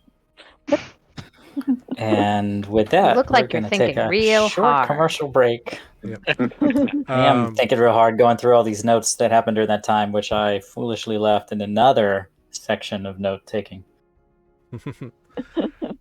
Well, Spoot, as you have this memory of what, as you have this memory that when you were reading that crazy journal, they said that they could sense them, the fragments.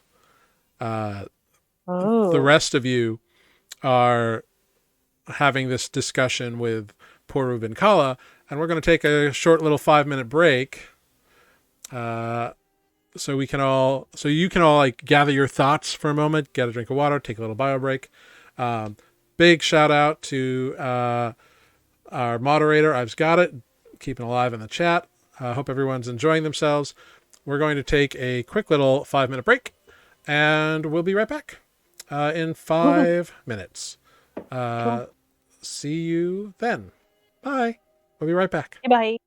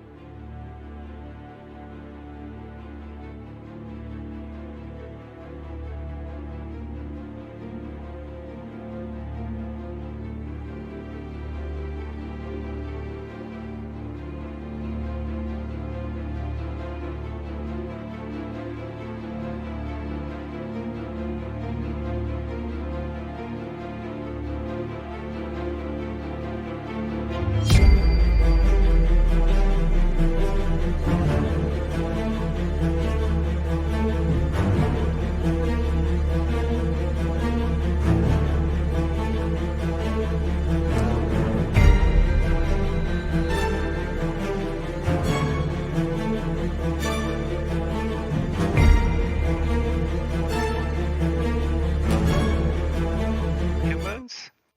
Hello, everyone. We are back. We are back after a short little break. Thanks for sticking with us. People are having good conversations. So yeah, you have all been having these discussions. Spoot, you just recalled a specific passage that you read in a journal that was written in many, many different hands while you were away from the rest of your friends. And the rest of you have been mulling over this prophecy that you were given. The final piece before the something moons, like, how much time do we have? Anybody? We need a meteorologist. I can use my final ability for the day to see if I can answer that question. I guess that's fair. I don't know Seems like a anything good, useful about thing moons. to know. A timeline. That would help us be even more stressed Yeah. out. Why not? Yeah. Very I mean, well. it sounds like it doesn't mean like number of moons, but like, like months. Like what is the appointed time? Well, yes, that was what I said, I think, the appointed moons. Yeah.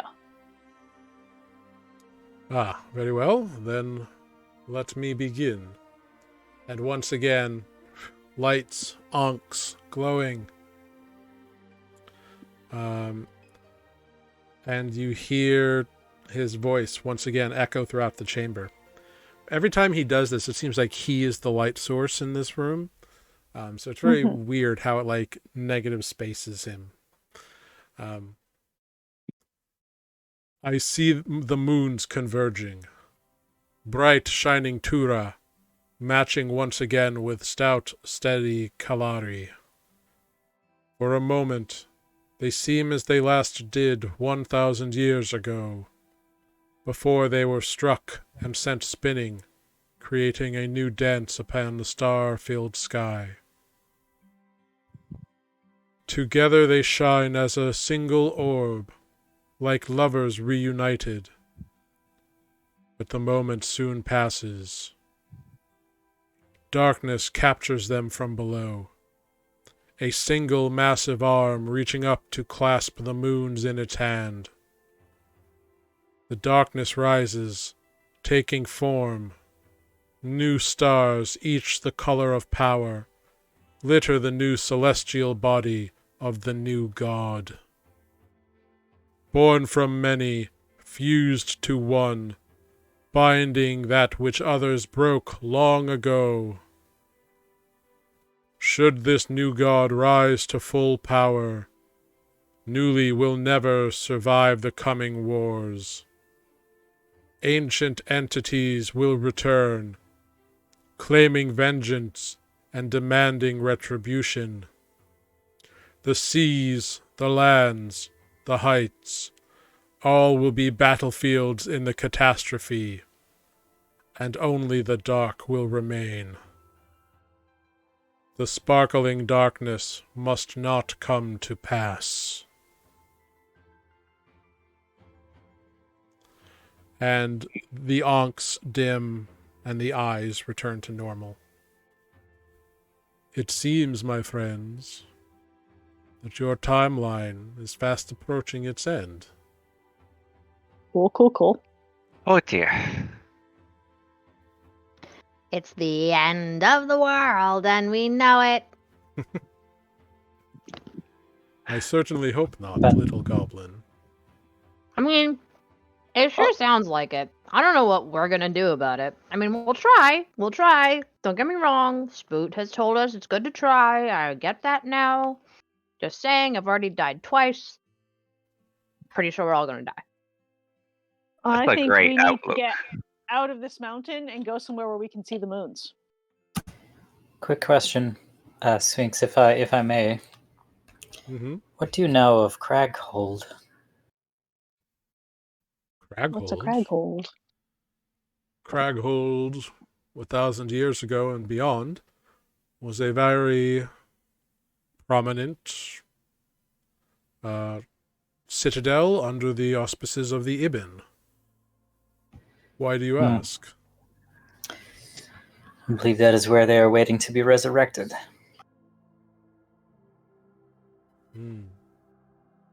It would fit. It was once a position of great power. It once held massive walls and a promenade hundreds of feet around it. It was a many-storied spire. It was large and ample, had plenty of room for such summonings. It was often the site of many experiments, as well as, I believe, the annual conclave of the Ibn was held there more than once. Do you know where it was? I know where it was when Johanna was Lordjan. And But I mean, Johanna is not Lordjan anymore. that's fair.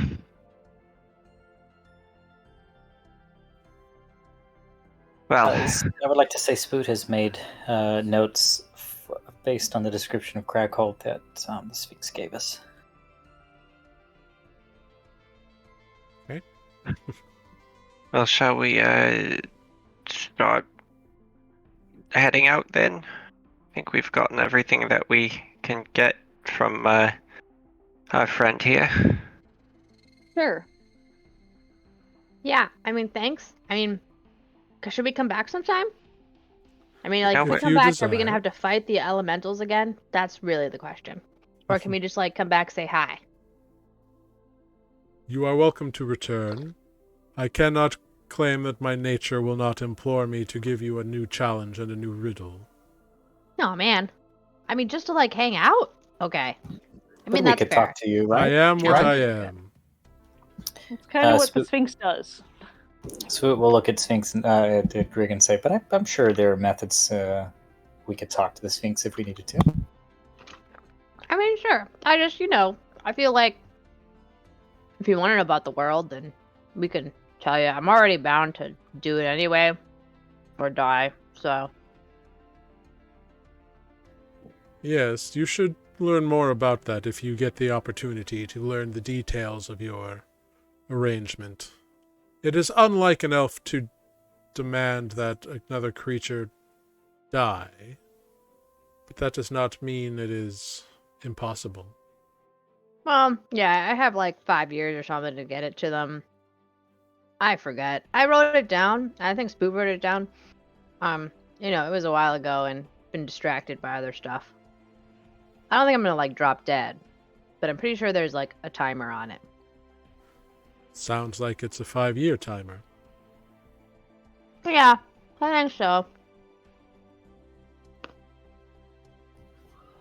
Well, Is it too much to ask if we were to rest here? I don't even know what time of the day it is, but They don't want to. It's- I would, but they don't want to. I mean, I can bring us to a town. Would you prefer to do it that way? I could also take us back to the shrine that we prayed at last before setting out for the dwarves. Well, Back in Laurenton? I Wanna go could. see your mom? Well, there is also that I don't know if it helps us behooves us to question the man about his stolen ascot there, but Again, we could can go- try to go there, and they could be far away from Laurenton, and it's a wasted trip. I mean, True this story. is what they just said in the prophecy. Yep. I just put it in chat. Talking about a dark thank you. figure. I was about and to ask brightness. about the second one. I don't know. Let's get us out of here, and we'll figure it out. Here, I'm just Thanks gonna for bring being us to friends. Stool.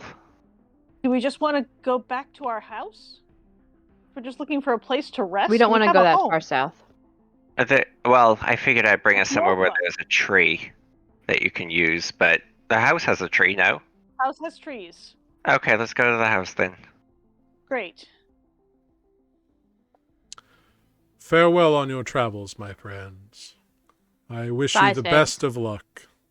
I would say I'll see you again, but I don't want to do all that again. Perhaps next time the riddle will be simpler, and you already know the way in. It's true. See you next time. Goodbye. Goodbye. Thank you. All right, Latchblade. Open portal to Misfit Manor. The latch blade doesn't work. We should probably go outside. The door's over here that goes down, and then we have to take the same way out, or can you send us outside? Mm-hmm. Unfortunately, I am bound to this position on this plane. I could move my lair to another plane, and you could make your way from there, or you can take the door out. Maybe the door. Yeah, we'll just go take the door. Well, I Thanks. didn't know if we just walk out this door, if it's gonna bury us in sand again. No, probably it's will. only on the way in where it does that. Oh, okay.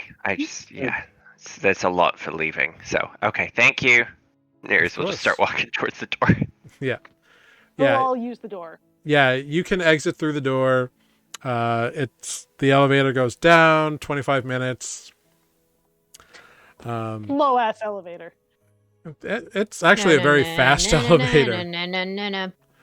I'll tell you this. That elevator moves you 2,500 feet. So you're going 100 feet every second. That's a pretty fast. Yeah. Pretty fast elevator. Yeah. Not as fast as gas. Ugh. True. So you go out. When you get to the bottom, it opens up in that circular chamber yet again. And there's a long hallway just open up waiting for you. All right. Oh, thank God. Out the hall we go. Right. Boop-a-doop-a-doo. Greg keeps humming. You traverse the hall without any difficulties. And when you get to the end of the hall, the rocks move aside, and you all exit into that shallow cave into a late afternoon. Cool. You want to try the fall latch blade now? Olive will pull out the latch blade again. Shoop. Yeah, it works this time. All right, guys. Everyone go home. Off to Misfit Manor. Yep. You appear in the basement of Misfit Manor. And as you all enter, you are immediately assailed by the smell of fire and burning. Oh, that seems bad. Uh-oh. Run upstairs? Yeah. Yeah. Should You have all create water. You all run upstairs, and the kitchen, pantry, living room are in flames. Your house is burning down, and you see bodies moving quickly outside of the house. After them now. Yeah. Yeah. Case. Yes. Yeah. Yes. Jumping outside through the inferno behind you, you see a variety of people on the ground. What You the see. actual heck? You see on the ground, you see the familiar form of Adis attending to the wounds of a dazed-looking Kepi. You see Sherman hopefully unconscious on the ground. Spoot and all of you notice his eyes are fluttering. Oh, that's good. So he seems to be alive. There is a figure with a sheet covering it. And you see two of your guards, the half-orc Basha and the dragon folk Sergio, tending to wounds of their own. You see Relgan standing stoically, looking in the direction of the fire blindly. And you see the scorpion form of Rendi atop his shoulder. You see no sign of any other staff, guards, or Kaelin. Who's under the sheet, and why is the house on fire? Oh, you're all here. Adis looks up at you. Yeah. We Well, were what happened? attacked. Did Kaylin get to Seda to tell you? No. No. And that's the moment, Spoot, where you get a message from Seda Malor. Spoot, you must return home immediately. Your home has been attacked. We're here. Olive, Yes, can you turn into I water see. currently? No. We did rest. We took a short Oh, we rest. took a short rest. If we took a short Yeah. rest, then yes, I can be a water. Can you put this out? If you're made of water, can you douse flames? I assume. I'm looking out. I'm looking. I assume if you just stand on it, it goes out. Can't hurt. Water. I think water elementals extinguish non-magical flames they move through. Yeah. Sure. Water Sweet. elementals. All Where right. are they? I'm gonna go after them. Let's go. Defect and me, we're after them. I'm going I to assume. Got it. They're He's long well gone. as much of the thing. Yeah, so all of you turn into a water elemental and you start moving throughout the house. It's going to take you a while because the whole bottom floor is on fire right now and has moved up. Sure. Do I think if I use control wind, if I can kind of like stifle it, at least like slow it down? If I try to like suffocate the fire? If you concentrate it on it like continuously, then you can help stop the spread. Yeah. Alright, I'm gonna do that. Then I'm gonna use control winds and just assist. All right. So Like, try to you're stifle the focusing on fire. that while Olive is going around. Adis Yeah, looks it's at you, Grig, and it's an answers your hour. question. It was Oligar. Fucker. I don't know how it happened exactly. We heard Sherman yelling. We saw the fire. We came running. But that Dick was already outside with the flames burning, fighting off Basha, Sergio, and Grieve. So the Kaylin, Relgan, and I started firing arrows at him. And then he just smiled and laughed. He had a massive warhammer with him, and he just vanished. Mother effer. He didn't turn Who's into gas like last time. He just vanished. Cool. Greg is I going don't quite to... know why he did it, but I assume, or how he did that, but I assume his purpose was because we've been, well, you and I guess, when I was with you, were getting close on him. I don't know what you've done recently exactly. I've been doing my own thing. But Yeah. he looks over at the figure covered with a sheet. But I was able to save Sherman, but I couldn't get to Sebastian in time. Oh no. That sucks. Hey, Spoot, scry on him. I cast the invisibility and I start looking around. Perimeter check. You cast see invisibility. There are no invisible things around. Okay, I'm gonna just run around and be like, "That's sad. Take care of it." I'm gonna run around and just check everywhere that I can. Spoot, you look down at the figure covered, now knowing who it is, and you can see that it is blood soaked, and specifically there is something weird about it. As you look, like under the sheet, there's something that's not right. Can I medicine check this thing under the sheet? Yeah, you can take the sheet off. It's just a sheet. It's a sheet of smothering. It's a mimic. All of the water okay. elementals just like rolling around in the manor. Stop, drop, and roll. Stop, drop, and roll. Welding. Yeah. Welding, You remove the sheet, Spoot, and you see the well-kept, well-dressed form of Sebastian. eyes closed, face looking surprisingly restful, and you see that he has been impaled by numerous pieces of wood, including a very large chunk of wood right in the center of his chest. That was obviously the mortal wound that killed him.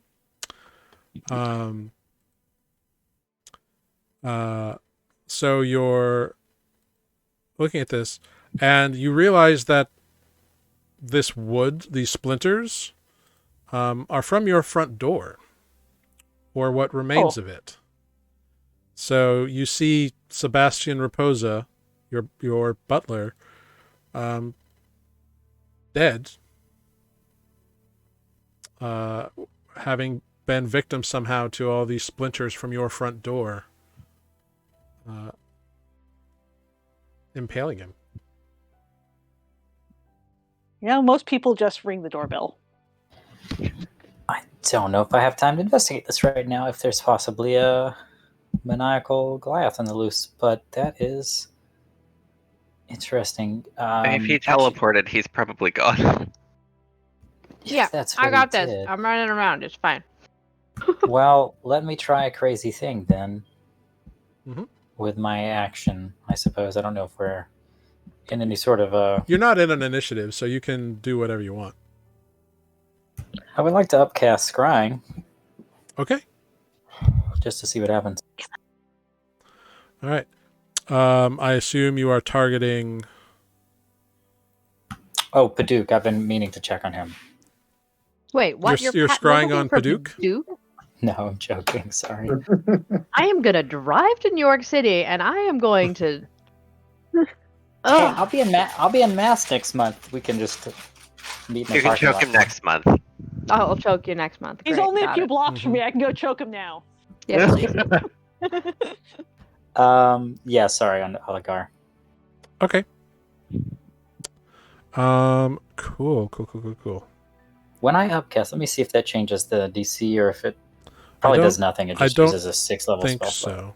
No, your spell DC for it, I believe, just gets stronger because the more you're acquainted with somebody. Yeah, that's a modification to the save. Yes.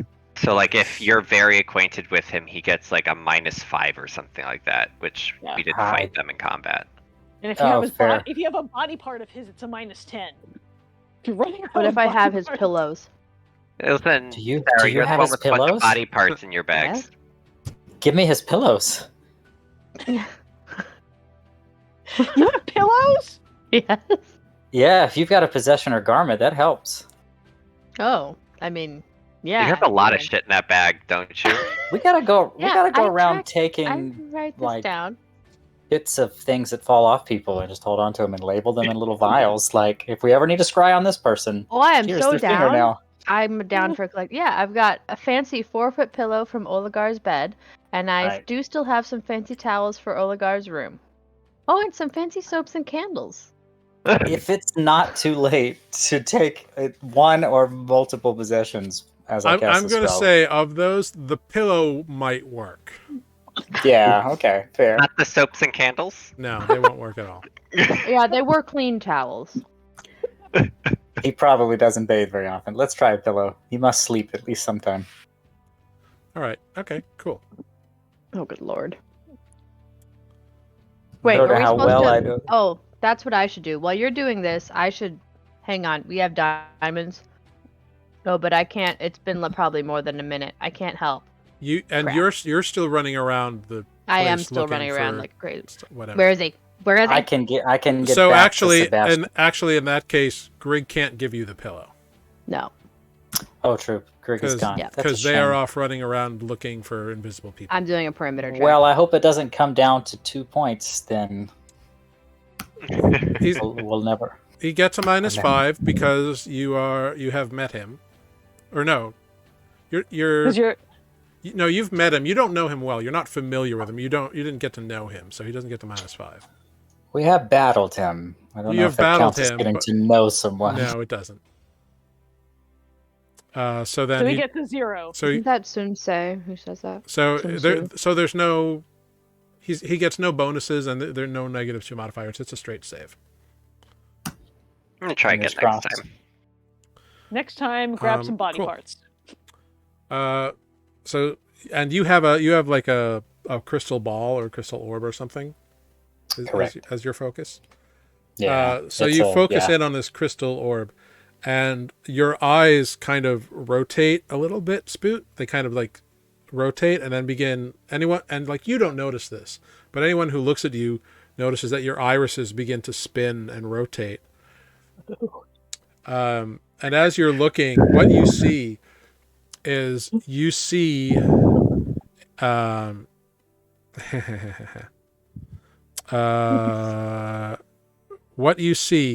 is a form of like a bunch of kind of gray mist or gas moving through the air, moving through clouds.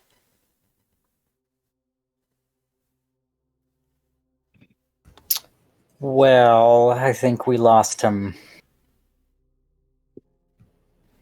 What, do I have anything else? Just through clouds, right? That's all I can see. Yeah, the spell lets you see the individual you're looking at, but it doesn't give you like this is their geo pin. It doesn't give you that kind of information. Right, you get a 10-foot sphere around them or something like that. All right, write these coordinates down. Negative X. No, I'm just kidding. Yeah. He's moving faster. Yeah, he's assuming it is Oligar, which you think it is. He is moving in some form of like altered state through the air. And he's not near any landmarks. Nope. Unless you count the sky as a landmark. Yeah. If he was misting in front of the Eiffel Tower, he would, be able to see that. Yep. He's misting in front of fire. He's in the room from where the call came from. Sorry, the next Scream movie's coming out. I thought it was relevant. So I'll tell the party that we must have lost him. He's already in gas form. I don't get anything that's helpful. I'm going to go investigate this front. Adis has been busying himself with Kepi, who he seems to be asking questions of, and she's just shaking her head. Maybe I can help Sebastian. Do we have the diamonds? Does Spoot have any diamonds? Mr. Diamonds.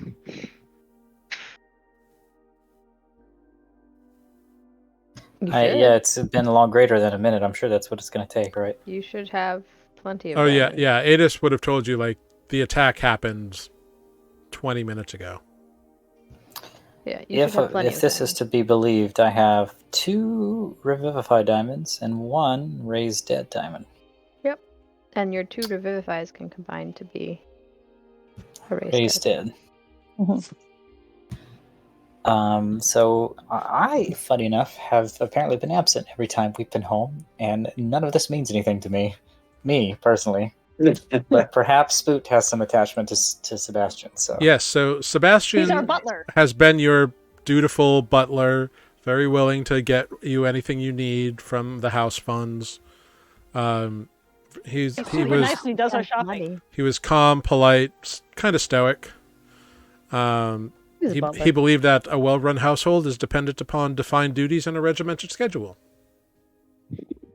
He did all our shopping for us last time. Yes, he was very efficient and good at making arrangements to get you what you required when you needed it. Quite a capable individual. Earth Ganazi, male. Well. Kind of grayish. Yeah. Grayish skin, dark hair, going also to gray. Look like mid-40s, there was a prophecy about somebody with gray skin. Maybe he's the bad guy. We should leave him dead. Maybe. Olive also has gray skin, for the record. You should die. Something You're all about gonna die. brightness and darkness and hiding. Spoot will describe.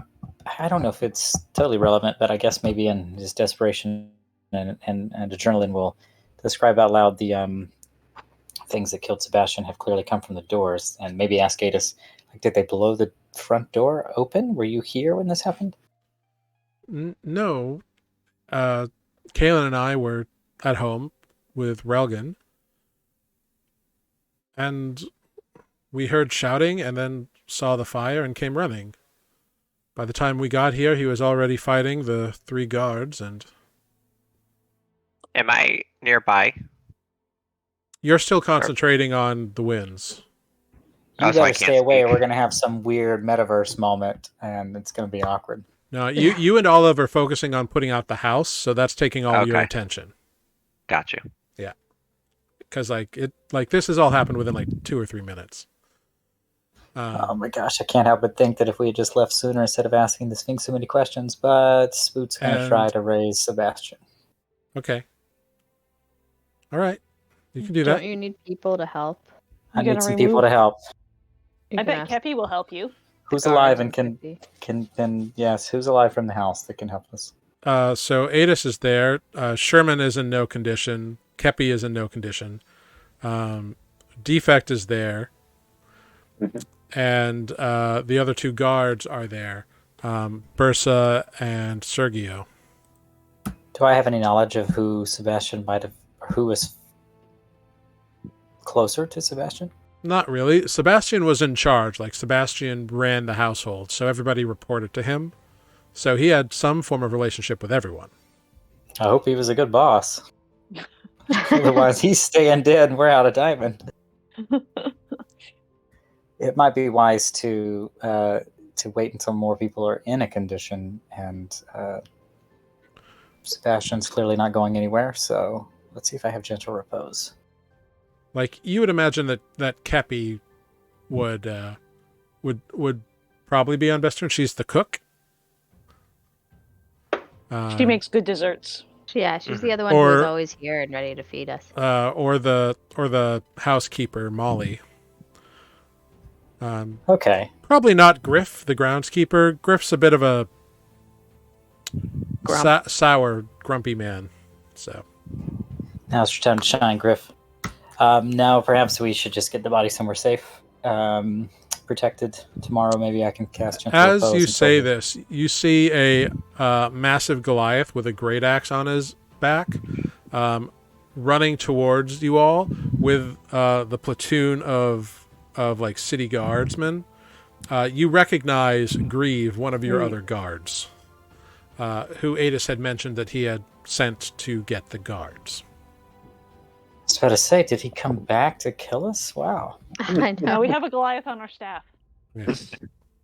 Where were you? Where were we? We're talking to the Sphinx. Yeah, so the guards appear, and they begin immediately like helping the injured and talking to Adis. Adis kind of goes into like I'm the guy who was here mode and begins doing all that stuff with the guards. Kaylin returns not too long afterwards. Between guards helping to like douse fires where possible, they brought a wizard along who has some watery abilities. And Olive and Nereus, the house eventually is put out. It is quite damaged. The bottom floor is very, very burned. It seems as though like some sort of accelerant was used. So Fucking rude. the kitchen, the parlor, the pantry, dining room are mostly charred. The kitchen is most destroyed. Seems like that's where the fire started. So, but the house itself, it didn't burn for that long. So it seems like it's salvageable, but it'll be a costly venture to salvage it. Mending won't do anything, right? No, mending is not for this kind of bullshit. What if I I cast it appreciate as a the hustle, but 6th-level get the fuck spell? out of here. What if we upcast it? Can't You upcast can't, a cantrip. Can I? No. Okay, never mind. You and your All right. silliness. If the fire is out, Olive is going to cease being a water elemental because Yeah. she's bloody tired of being an elemental today. It's been a lot of elementaling. Yep. Nereus You is all don't see exhausted. Greg. Yeah. Greg does come eventually, back, stays in the shadows, and just very unhappy. It's fair. Eventually, you get the whole story pieced together via Kepi. Apparently, it was just a normal day, and all of a sudden, the main entry door was like smashed open and just like sent shrapnel flying everywhere. Sebastian happened to be walking right by it, so he took the full brunt of it. And Oligar, presumably, just started smashing things and causing a ruckus with this big warhammer, which caused Kepi to come out to see what was going on, where he just picked her up and threw her against a wall, and she blacked out. Sherman was having a snack in the kitchen, and he manages to get through that. He tried to flee to call for the guards and everyone, but he got caught up to by Oligar and just got smashed with this big warhammer, and crumpled to the ground, and that's all he knows. Then Adis relayed that he, Kaelin, and Relgan heard the screams and saw the fire, came running. The three guards, Basha, Sergio, and Grieve, arrived first because they heard Sherman's screams and came running.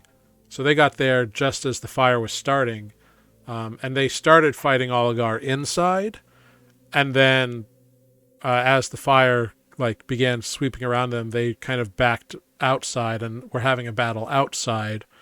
And that is when Kaelin and Adis and Relgan showed up, started shooting arrows at this guy, and Oligar laughed maniacally and disappeared in not even in a flash. He just popped out of where he was. While Olive was smashing around the first floor putting out fires, did she encounter any more people?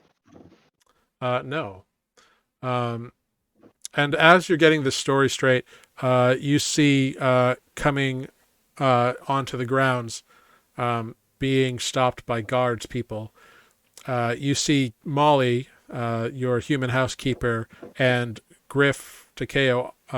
Griff is decidedly arguing with the guard and being like, I work here. Get out of my way. I work here. We gotta see what's going on. While Molly is like, oh, I'm just trying to get through. Those are my bosses. I should have been here, but it was my day off.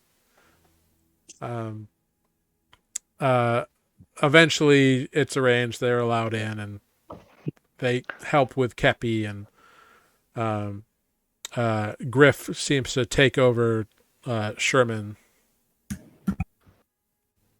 So your staff is kind of helping out. As soon as it's revealed that Sebastian is dead, Molly begins weeping uncontrollably. She seemed to have been very fond of him. And Griff, who is given to silence, kind of clams up a bit more and just kind of absorbs it in a very stoic, stern manner. It seems like it impacts him, but it's hard to gauge how deep it really is on the surface. Spoot's making notes on who's going to participate tomorrow.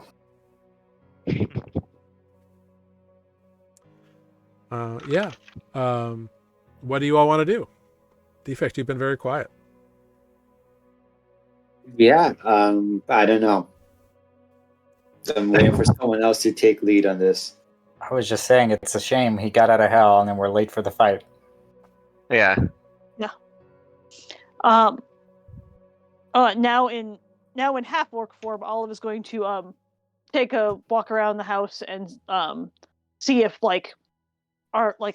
if our rooms are habitable. If the kitchen and everything is is burnt, but like, are the rooms are there habitable rooms for people to go inside and not be on the lawn, and things like that. Sure. So Nereus's room is mostly torched because it's right next to the kitchen and the pantry. Mm-hmm. So like it's pretty much gutted. I believe I think Spoot had the room with the big private bathroom. What was once Oligar's room. Maybe. My Because notes. I have Grig and Defect up in the 3rd floor. Mm-hmm. Olive lives in the 2nd floor of the tower. Yeah, you have the tower room.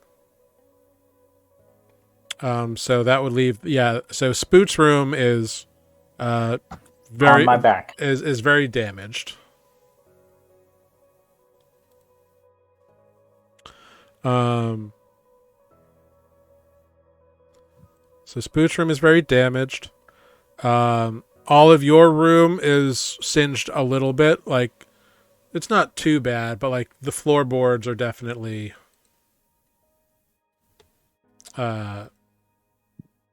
singed. Uh-huh. The 3rd floor, it's just kind of a little bit of cosmetic damage from flames that managed to lick up the sides. But for the most part, it's okay.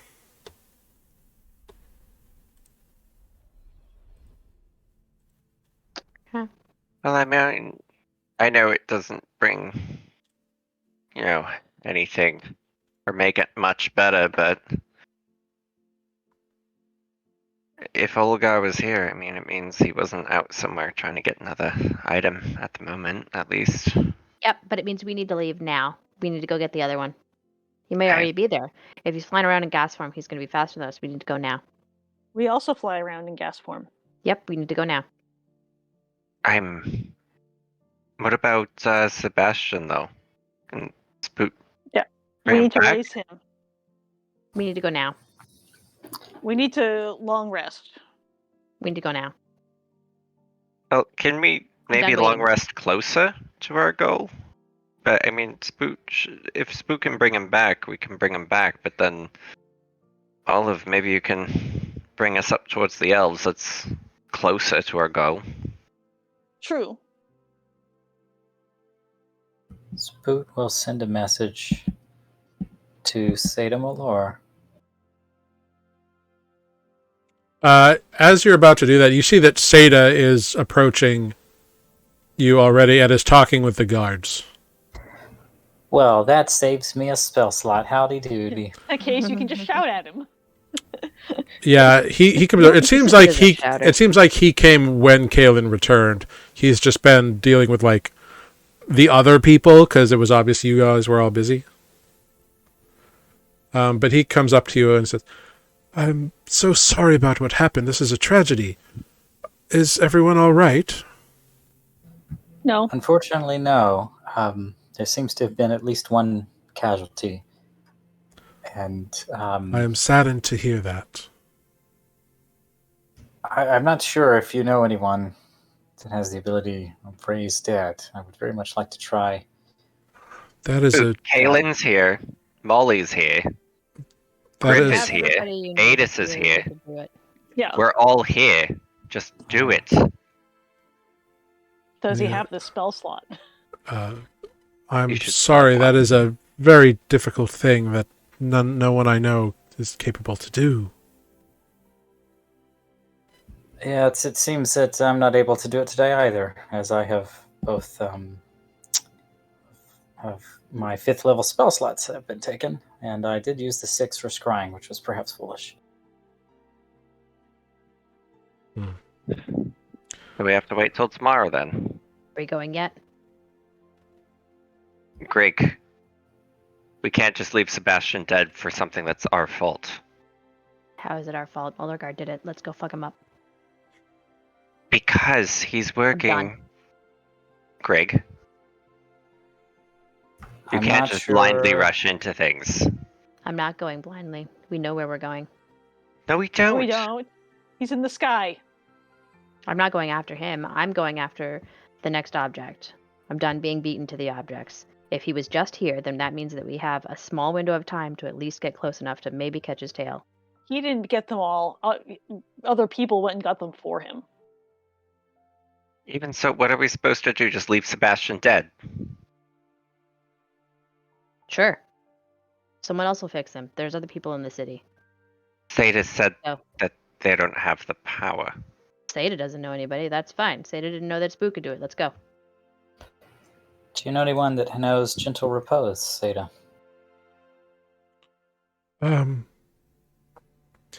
I can make some inquiries. I'm not sure what people might have access to today. I can reach out to the various other faiths and temples, and perhaps some of their more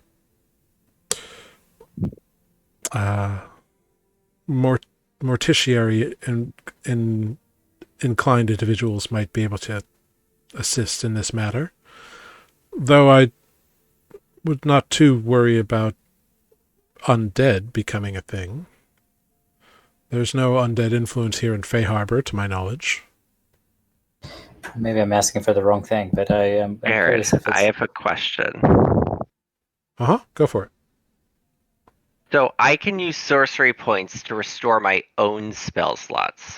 Yes. If I sacrifice everything left I have for the day, can I restore someone else's in this No. manner? No. No? I like the hustle, but no. I'm willing to let you use your resources to do weird things for you, like if you come up with something. But impacting other players with it is not what the sorcery points are really designed for. Fair. I like the hustle, though. I was trying to see if it was possible to preserve Sebastian's body for a time that I could return or someone else could. Why don't we Try just it. stay here the night? We can go tomorrow. We just came out of a big fight. We need the rest anyway. If we rest, I can locate humanoids tomorrow. Or we can just raise Sebastian and just go. We don't need to locate anybody. There's nothing to locate. He's going to be too far away. We've already lost him at this point. We've spent too much time talking. Greg I can stalks locate off. him anywhere on the Goes plane. upstairs. The end. Greg's Locate gone. humanoid is anywhere on the material plane. We Greg can does do have it tomorrow. Greg does have a point. We are going to be losing time. Uh, I might So we get up interject. early. Cooler heads often prevail in these situations. If you run off with anger and vengeance in your hearts, you're much more likely to make a mistake. we It's are not like also we not- can't. It's not like we can't. It's not like we can go until the moons converge without a long rest. Like we're gonna have to sleep at night. The moon's converging. Oh, It's yeah, a long say that. story. You know anything about lunar movements? I know some casual things, yes. Do you know Okay. anything about moons converging? Apparently at the convergence there's gonna be... Bad things will happen. Well, thanks. do you mean just eclipsing one another? That happens fairly often. No. Converging. Making one big light in the sky. Oh. I don't know off the top of my head, but I can certainly ask some people this evening. It is the sun is pretty much setting at this point too, so. Yo, Adis and Relgan and Kalen, people who were around 1,000 years ago. Do you remember the moons converging? Kalen speaks up. Well, Olive, 1,000 years ago there was only one moon. Actually, I'm going to use the last charge of the day for the crown and do telepathic bond and include Relgan. Okay. So it's gonna be. I can do. I think it's 6. Hold on. Where is it? There it is. 8. So it's gonna be Greg left. It's 1, 2, 3, 4. Yeah, so I can get everybody. I can get Defects, Boot, Olive, me, Seda, Kalen, Relgan, and Adis. Okay. Yeah, you easily establish the telepathic bond. Relgan, I know this is gonna be a bit weird, but you can speak to all of us now. Just, think it's... You have an hour. Oh, okay. What do you want to know? So, Sphinx told us that the moons used to converge, and that they're going to do that again. And that's going to be bad. Well, I'm not sure what... Well, to be honest, Kayla just said there used to be only one moon. Mm-hmm. So yeah. When did there start to be 2 moons? I don't know. I haven't seen anything since I became like this. So the last time you could see the moon, there was only one? Yes. Okay. Although Kalen's described that there are now 2 to me. He says that one is smaller. I think it is. I don't remember what the smaller one is. But I forgot already too. But it looks like it is part of the other one, so like it got broken off. Is what Kalen has said. People have said. Sure. Do any? I think they call the smaller one Tura now, because it used to just be Kalari, and now I guess Kalari is the larger moon, and Tura is the small one that is next to it, I guess. Hey guys, do any of you others remember the moon splitting into 2? Adis does not, nor does Kalen. But Kalen does reply. When I first awoke, I was very confused because I had done a lot of tracking by stars and moons, but the moon was now different, and so I had to relearn a few things. Stars had changed as well. From what I told, and perhaps Seda can explain this more, at some point early on in the breaking, the moon was struck by some energy from one of the spell storms, and it was broken. I'm not sure exactly how they relate to one another, but I know that, everybody knows, just by looking, that they change position around one another constantly. But if they were going to look like they did 1,000 years ago, well, they'd have to spin around and fit together again, I guess. Or maybe just pass close to each other. Maybe. Well, and that's when Seda speaks up. It is not uncommon for Kalari to be overshadowed by Tura, or for Tura to disappear entirely behind Kalari. The prevailing theory is that Tura and Kalari move around one another in some fashion. And yet they also move on their own axis as well. Is that So if they're predictable to thing? look like they used to, it would essentially be an eclipse then of one or the other. Or a Well, near eclipse? Just it- before the eclipse?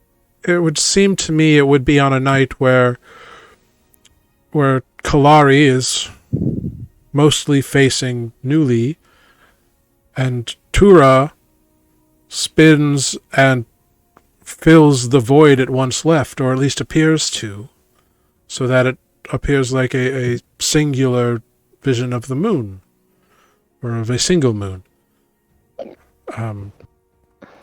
Is that something that happens? I have no knowledge of it ever happening before. But perhaps the pathways and rotations are due for such an occurrence to occur soon. Maybe I am not an expert in lunar studies. I can ask in my order. I have a few people who might know. Although worshippers of the Dreamweaver might be better suited to such a question. Or perhaps the Leaf Heart. Dreamweaver could be interesting to talk to, honestly. The Sphinx said something about them. Didn't we meet a worshipper of the Dreamweaver? I don't think we have. The Sphinx mentioned to maybe speak to a Dreamweaver, but nothing about. I don't think we've met one. Yeah, when you were asking about your dream, the Sphinx said, dreams aren't really my bag. Right. Or we're Right. not his province. He dealt more in prophecy and divinations, whereas dreams are something else entirely. And he is not an adherent of the Dreamweaver. And you would all know the Dreamweaver is one of the gods of Nuuli. Sure. Well, I don't think it's like,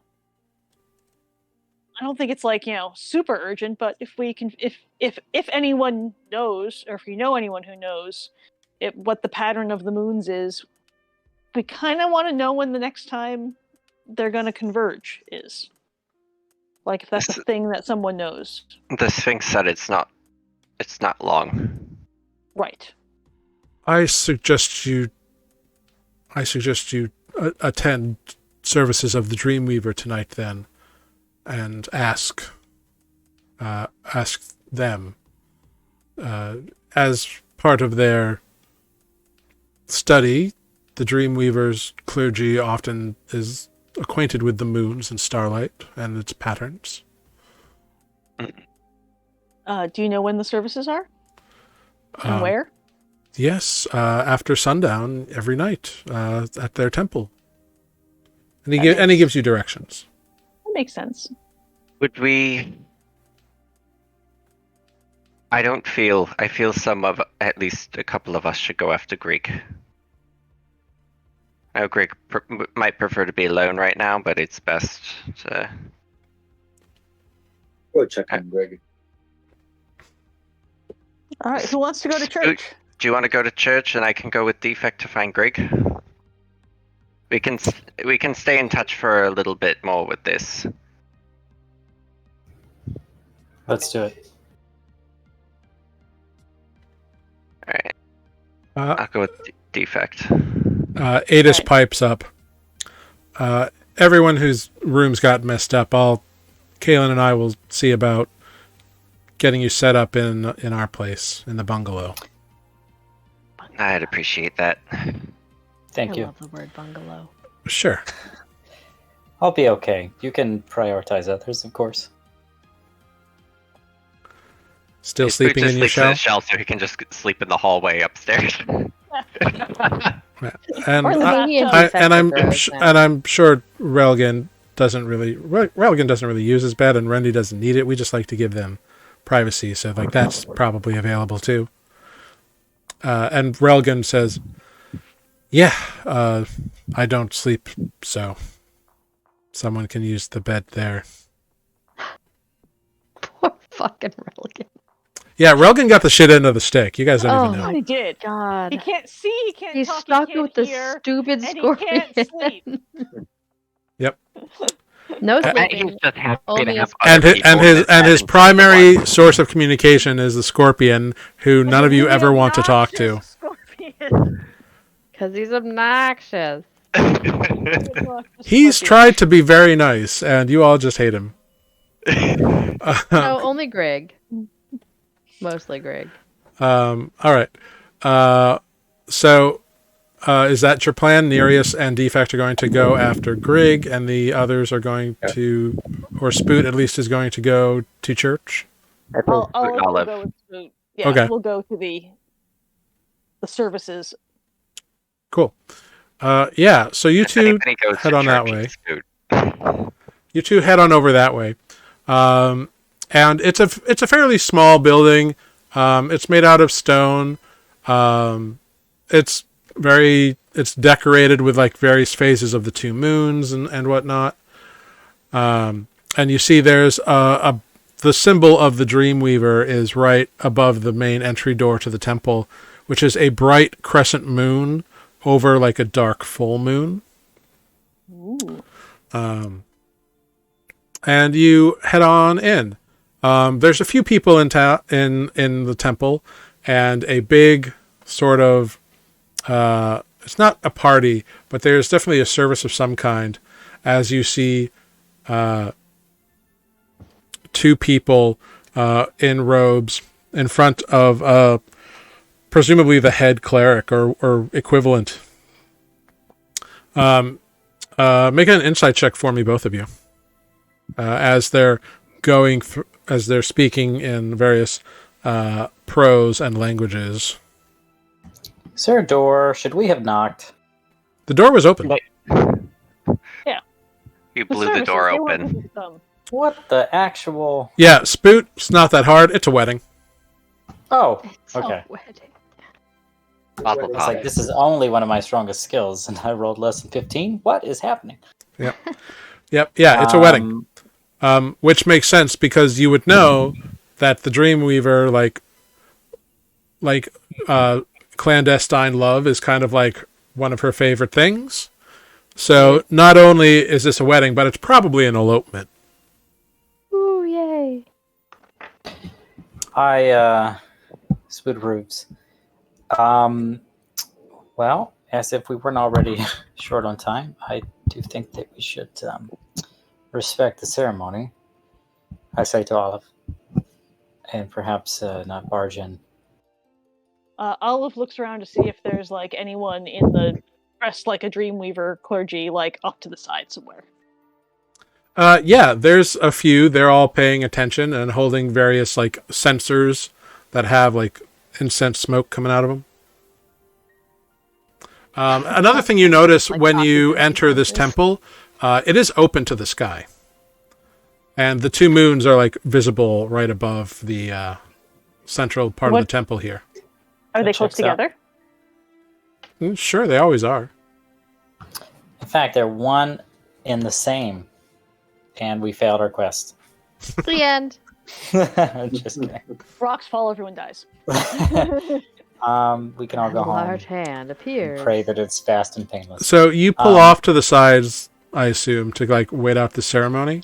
Is that? Yeah, if we could catch, that's a good idea though, Olive. If we can catch the attention of a, dare I say, lesser clergy. Someone who's not actually performing the wedding, but perhaps if there's a member of the clergy. Yeah, sure. Make a Observing perception or- check. Olive. The both or just the one? Olive's idea. She can do it. Oh, Olive's not especially perceptive. I was like, look, the moons. We were just talking about those. Yeah, everyone seems to be involved in whatever this ritual is, Olive. It's real pretty. Yep. Very nice ceremony. Gorgeous Yep. wedding. Clever. Yes, Spoot. Does, oh God, I don't know what Spoot knows about weddings. Does it feel like it's just begun? It's in the middle or it's toward the end? You are unfamiliar with the services of the Dreamweaver, so it's hard to know. Fair enough. But about 5-10 minutes goes by. The two figures up at the front look at each other, They kiss very passionately too, not like a polite thing. There's clapping from the main guy up at the front there, and a few other like acolytes. And then the two robed figures bow to the head clergy person, and then they head on out and pass you on their way out. It's two fairly young individuals. They're both human. They look like a cute couple. Congratulations, guys. Oh, thanks. Congratulations, you two as well. And they leave. Yes. They were here for their elopement. They assume you are as well. I mean, why else Fair, would you go to the fair. Dreamweavers? Fair.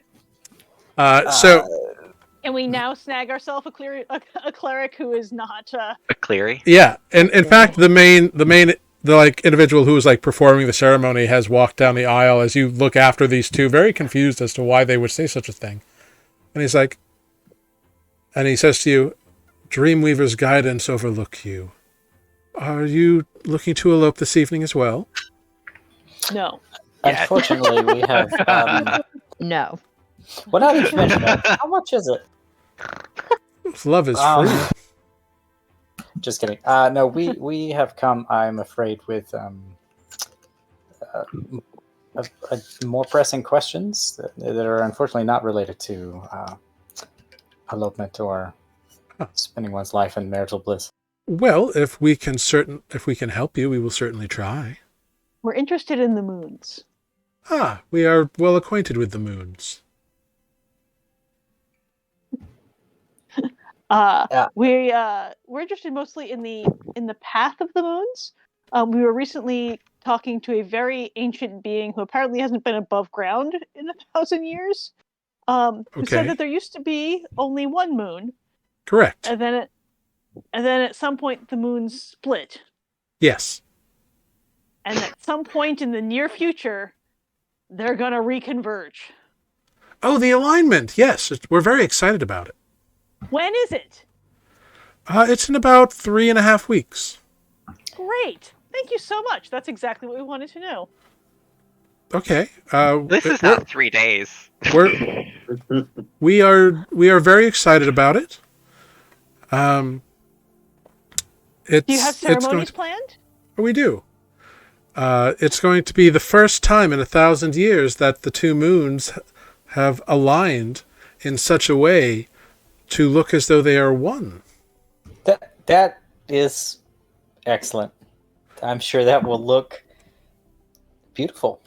It's going to be a great celebration.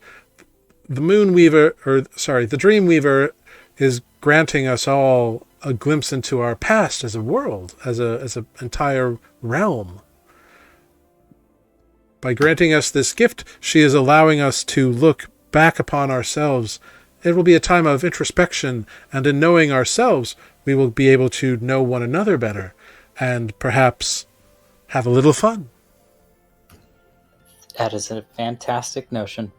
Sounds like it will be a lovely time. I really hope that yes, you're here. a good return to the past before the horrors of the breaking took place. Yes. We're looking forward to it. Excellent. You are certainly welcome to attend services that evening. We'll do our best if we can. Do you have an exact date for this ceremony and service? Should we want to attend? As close as we can. It's never actually occurred before, but based on our studies, we've estimated a date. But it's give or take 2 or 3. We're all watching very closely these days, and of course praying to the Dreamweaver for guidance so we don't mess it up. Of course. Yes. Well, hopefully, we are also very excited for this date and would very much love to attend. And I will be sure to check in with you closer to that time to see if you have a more accurate reading on when we should show up. Certainly wouldn't want to miss it. Of course not. What is your name, if you don't mind me asking? I'm Weaver Leon. Hi, Weaver, if you want to be technical, but For two people such as yourselves, I'm sure we don't need to be technical. Well, Hi, that's Weaver very Leon. kind of you. Hi, Weaver Leon. I have no doubt we'll speak I'm again. Olive, and this is Spoot, and we are very excited about this moon convergence. And we look forward to It is a pleasure sharing to that. meet you. Have you been together long? Long enough. Oh. Some months. Oh, well, should the Dreamweaver guide you in the desire to join with one another, you're certainly welcome to have your elopement here. We will bear that in mind. Thank you so kindly. Of course. And by all means, you are welcome at the alignment festivities. Great. We do Thank hope you. to see you there. As do Then I. we'll I'm dead. bye. Gotta go. Bye. I Goodbye. love them. As you I'm walk dying. out, you see there's a young acolyte, like maybe like 14 or so, half elven or elven descended individual, with a little tray, and on the tray there's a little box, and she just looks up at you with bright eyes. She's like, "Have a lovely night." I suppose it. And you see there's a slit in the box. I suppose it's only fitting. Spoot doesn't have very much money anymore, but I could drop like I don't know, a couple of silver in. Sure, do you? Yeah, I'll put a couple of silver in. I don't even know how many silver is worth of gold. Is it 10? Is it a 10. 10-based system? 10. It's 10. Do you drop 10 silvers in? 3 silvers, because that's what I Excellent. got. You drop 3 silvers in, and she offers you a big smile. She says, "Thank you for the gift of silver for the Dreamweaver." Olive will also drop 3 silver in. That seems She to be- offers you a big smile. "Thank you for another gift of silver for the Dreamweaver."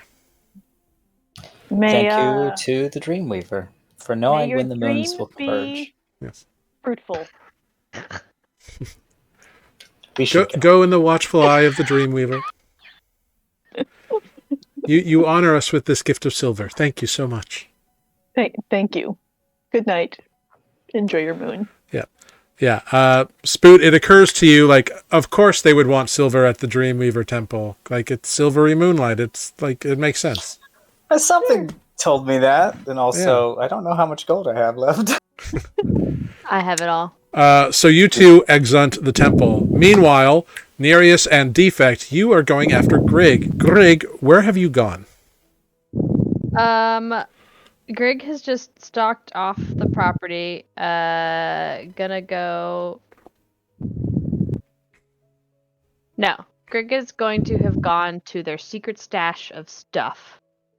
Just like whatever random bits for like You went adventure into the time. bag of holding. And be packing up and I'm trying to like I doubt that I actually kept any potions or anything, but Grig is basically getting ready to leave. Okay, so you've gone up to your room then? Up to the room. Maybe I'm on the way back down because I'm gonna go to the store and I'm gonna buy everything. I'm gonna get all our money out and I'm gonna, buy the fanciest, most things and the healing potions and I'm not gonna be stupid, but we're leaving. Cool. We're As gonna- you're coming down the stairs from your room, Yeah. you run into Defect and Nereus. Yep.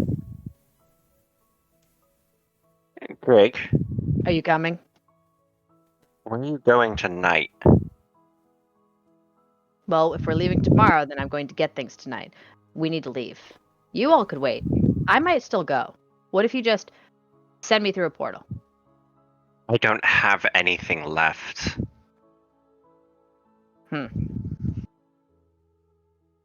I can throw maybe one more fireball, but I got. You don't have to I- do anything. We just have to be moving. I'm not saying that we're going to go fight him immediately, but we need to be moving. We can't linger. Greg, Walk you with went me. I'm walking. unconscious. No. I'm walking by. No. Greg, I'm gonna follow Greg Grig. attempts to push past both of you. Do you let them pass? Yeah, I'll let them be. I'm gonna convert the last of my spell slots and give myself back another 5th level spell, Okay. and I'm gonna telekinesis Greg. Okay. Oh. Greg, you suddenly cannot move as you are held by some sort of force that is keeping you there. Unhesitating. Greg, where do you Uh, think? I've seen this. does an 18 hit you, Nereus? Yes. You take 11 fire damage as Greg launches their firebolt at you from their little hammer.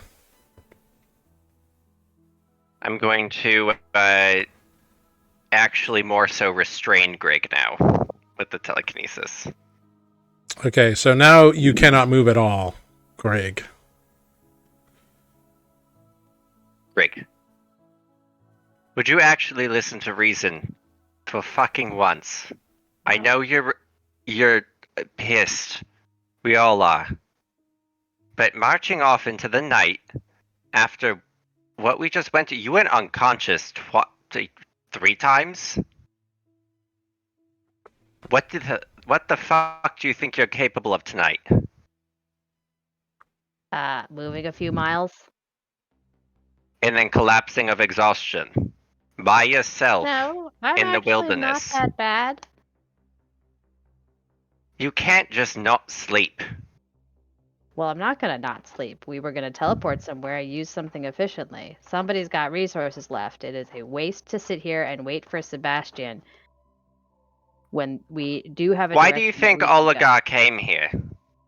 Because he wanted us to stop and be Yes, worried. because he and wanted waste time. us. And Sebastian was just collateral damage I don't because care. of. Why not? You would I don't sacrifice care. everything for defect. Why won't you help people that work for us who, take care of things for us? We have the money to pay for someone else to do it. We can let Seda do it. We don't have to do this. We have to go and we have to get Oligar. Seda says he doesn't know anybody who I'm is not capable. going to argue. If you're going to trap me here, trap me here. If you're going to let me go, let me go. I'm gonna look at defect. Part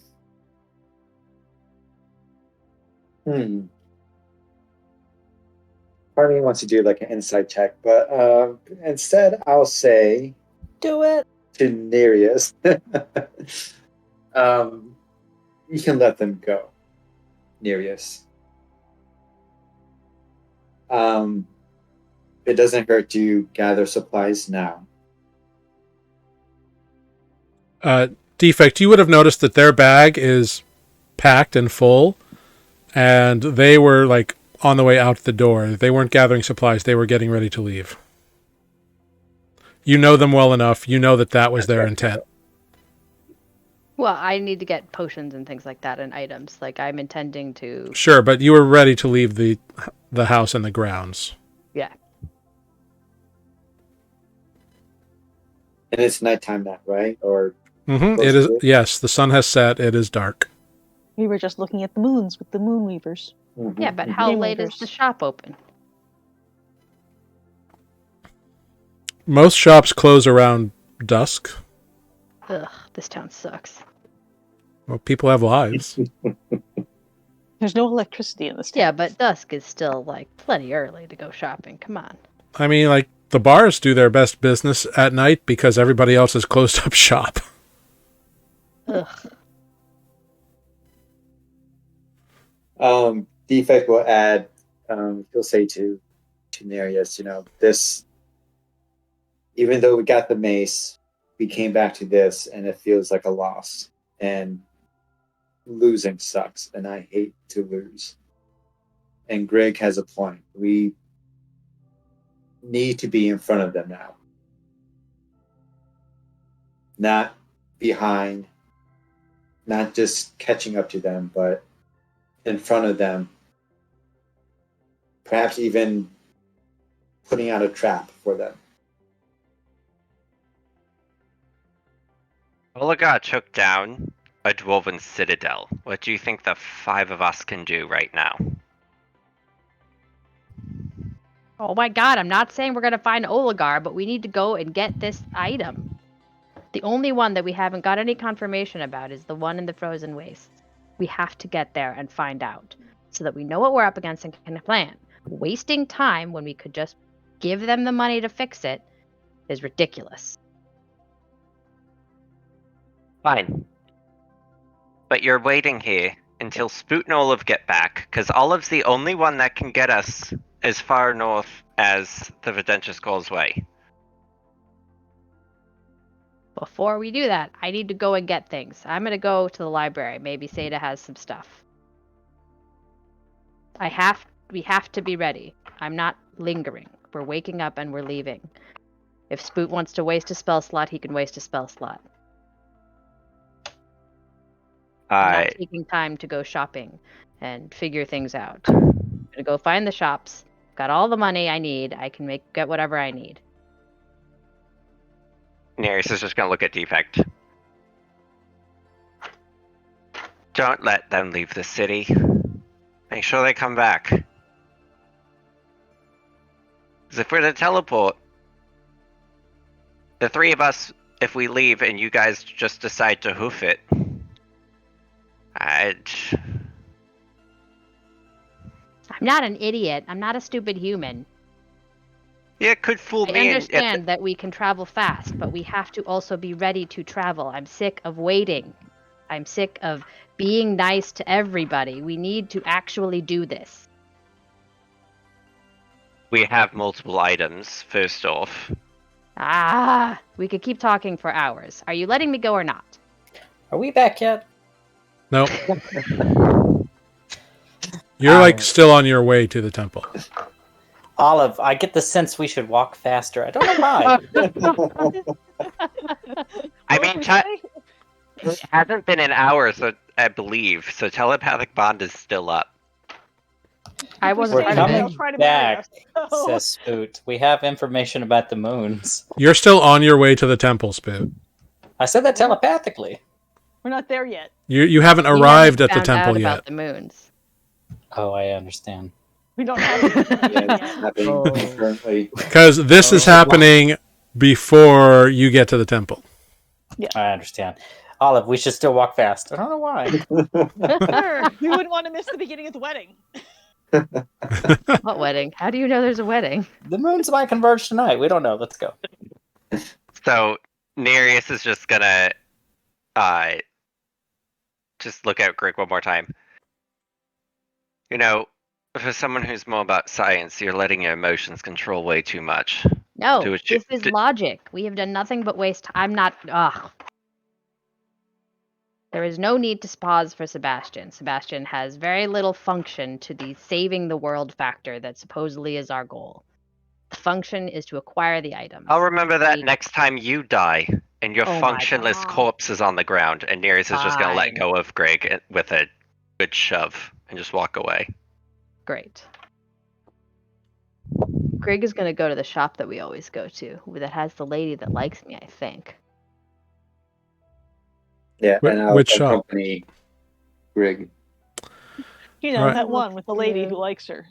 No, I think I'm trying to remember if it's this town. There's the Haggles. So Greg and Crazy hell, Defect walk off into the dark city streets, occasionally illuminated by some form of a lamp, oil or whatever.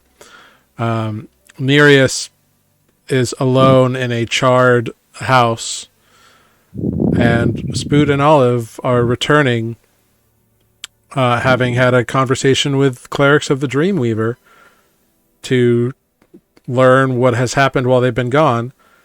And that's where we will end tonight's session of Nuuli Forged, with a party united in purpose but divided by progress. We learned something. Yeah. Or yeah. And we made a new friend. Our new friend Highweaver Leon. Yeah. He's a fun guy. I can't wait for you to go back and elope. What even is that? Most people, when they show up in a pair at the Temple of the Dreamweaver, are eloping. Yeah. Sure. Or You know, clearly not related. she's not like officially like only a love god. Like that's not exactly the deal with her, but Except. like she is like, star-crossed lovers or like lovers who like meet in the night and like make out in a dark shadowy corner. She digs that. Hi, you can call me Weaver Leon, or as I like to be called, Priestess of the Love God. That's his pickup line, actually. It's Oh really my great. goodness. Hey, he was I just friendly love and he how gave you useful two were like information. not correcting. He's our new her. buddy. Not what? You were not correcting. You were just like, no, we're not gonna get married. But you never were like, we're not together at all. Oh my god, stop saying that. You were like, let's be nice. Don't ruin the party. Spoon couldn't help it. Yeah. We've been traveling together for a very long time at this point. I mean, I guess that's fair. That's all they one asked kind us. of together. Yes, you're right. It felt Was like either- that scene from the Guardians of the Galaxy 3 trailer where Star-Lord turns to Nebula Oh god. after the sister accuses them like having a lot of similarities. They're like, is there something between us? That's what it I felt was like. like, I don't even That's know. hilarious. Yeah, man, that's how long we've known each other. We've been traveling together for months now. It's been great. Spoot's very impressed. Olive did great during that encounter. Got the information we needed. It's very cordial. No, Almost you in did a and great job. It out. was hilarious. Yeah. And you I didn't, just wanna tell everybody that the world was ending. No, set them on fire. As much as I wanted to. Now I need to get back to Greg to tell them that they're right. a valid everybody made good choices tonight. Everybody made Yeah. solid decisions. So good job. You all did really well. You received an item that Spoot can actually attune to, perhaps, in the near future. Huh? Well, we spent a short rest. Takes a long, or that's true. But he did not spend it attuning to the item. He was It takes engaging in conversation That. Yeah. Fair. Yeah. with Poru Vinkala. Right. I guess I have to remember that I technically have pulse, even though it's not cool. Yes. I was gonna say, Spoot. Which, like, maybe you should decide who's gonna take what. Yeah. Yeah. I've also got a dormant girdle. Yeah. And you can all Need to sort that roleplay out things. in El But we'll do it Discordo. on the road. That, you That's can also talk about it, like, before next week. Yeah. Can you transport us like via teleportation while we're long resting? No, because it doesn't take that long. No, it doesn't take. Can you slow it down? There's not an overnight train to the Redentist Causeway. Sorry. There's no sleeper cars to the Redentist Causeway. Wouldn't that be convenient? Do you know any On a animal midnight friends? vine to the Redentious Causeway. Call upon your horses that you know. The ones with autopilot, And the ones that aren't dead. Yeah. Oh yeah, we killed all our horses. Those Yeah. were ponies. Olive does have a habit of talking to various animals that then have a variety of life stories after that. So, Oh my But it's all god, gravy. why don't I? There we go. Haggie's Heelys. What town is that in? Oh, Haggy, yes. Uh-huh. What town is that? That's in Fay Harbor, right? That is in Fay Harbor, yes. Yeah. We can get to that next week. Good job. So thank you, everyone, for joining with us. Thank you, I've Got It, for being an excellent moderator and sticking with us all night and being active in the chat. I appreciate that. Thank you to nobody picked this name for being in chat. Thank you to NYC Zom for being in chat. And of course, thank you as well to Firelina. I hope you stuck around and enjoyed yourself. Hope you come back. And big thank you to Insomnia Night, RPG, and Cap Corgi for following while the week was going on. So, everyone, thank you so much for being great players, having a good time. I will say this was an event that was coming down the pipeline. It just so happened to line up today, like at this point. Perfect. I love it. So, you know, you made an enemy of a guy, and he knew who you were, and he knew where you were living. So, And he And knows his what old our house. is like because he lives to live there. yeah. Yeah. No, it all makes perfect sense. I love it. Greg does not. Fair. That's very fair. So let's go ahead and say our goodbyes. Let's start. Let's start with Spoot. I'll figure out who we're gonna raid. Oh, hi. Again. It's been Spooked. It's been Matt. It's been nice. Because we're still alive. So I'll see you next. I'm not sure if that's true. I'll see you in the future. And we'll perhaps still be alive. I hope so. Thank you very much. And we'll hop on next to Nereus. Thanks for watching, everyone. Looking forward to seeing you next week in this party discourse. Yeah. Moving on up to Olive. Oh, hey, that's me. I'm Sarah, and I've been Olive, and we are Nuuli Forged, and we're on all kinds of social media things. If you're watching me, you can see our name on the screen. It's spelled like that. We are Nuuli Forged at Twitter and Facebook and Instagram and Hive and YouTube. You can watch our old words. Watch our old words. And we'll be here on Twitch next week. Thanks for watching. Words are hard. Fair. And then we got Greg himself. Hello, I am Amber. I play Greg. And this is all true. This is fantastic. It's just time for Greg's chaotic neutral to come out to play. Ooh. You got a goal. Greg's got a goal. Greg's got a goal. I love you all. Greg's right. And Firebolt said otherwise, but okay. yeah. You telekinesis first, right? Dude, I you're didn't letting hurt- off fires inside our fire-damaged house. Dude, No more that's true. fire in the house. We already know that Greg goes from 0 to 1,000,000. Like, No more fire in the house. Yeah, it's a thing. Moving on up then to Defect. Yep. Thank you guys for watching, and we'll see you all next week. Glorious. I have been Jared, your humble dungeon master here. Thank you for joining us tonight. Be kind to each other. Be safe. Come back next week. We love having people watch and join us and laugh at us and judge us, I guess. I don't know, for our choices we make.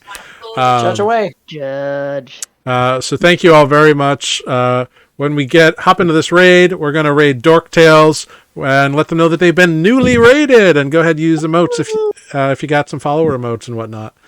And we'll see you back here live next week with hopefully everybody, but maybe not. We'll have to find out. Real life's a bitch sometimes.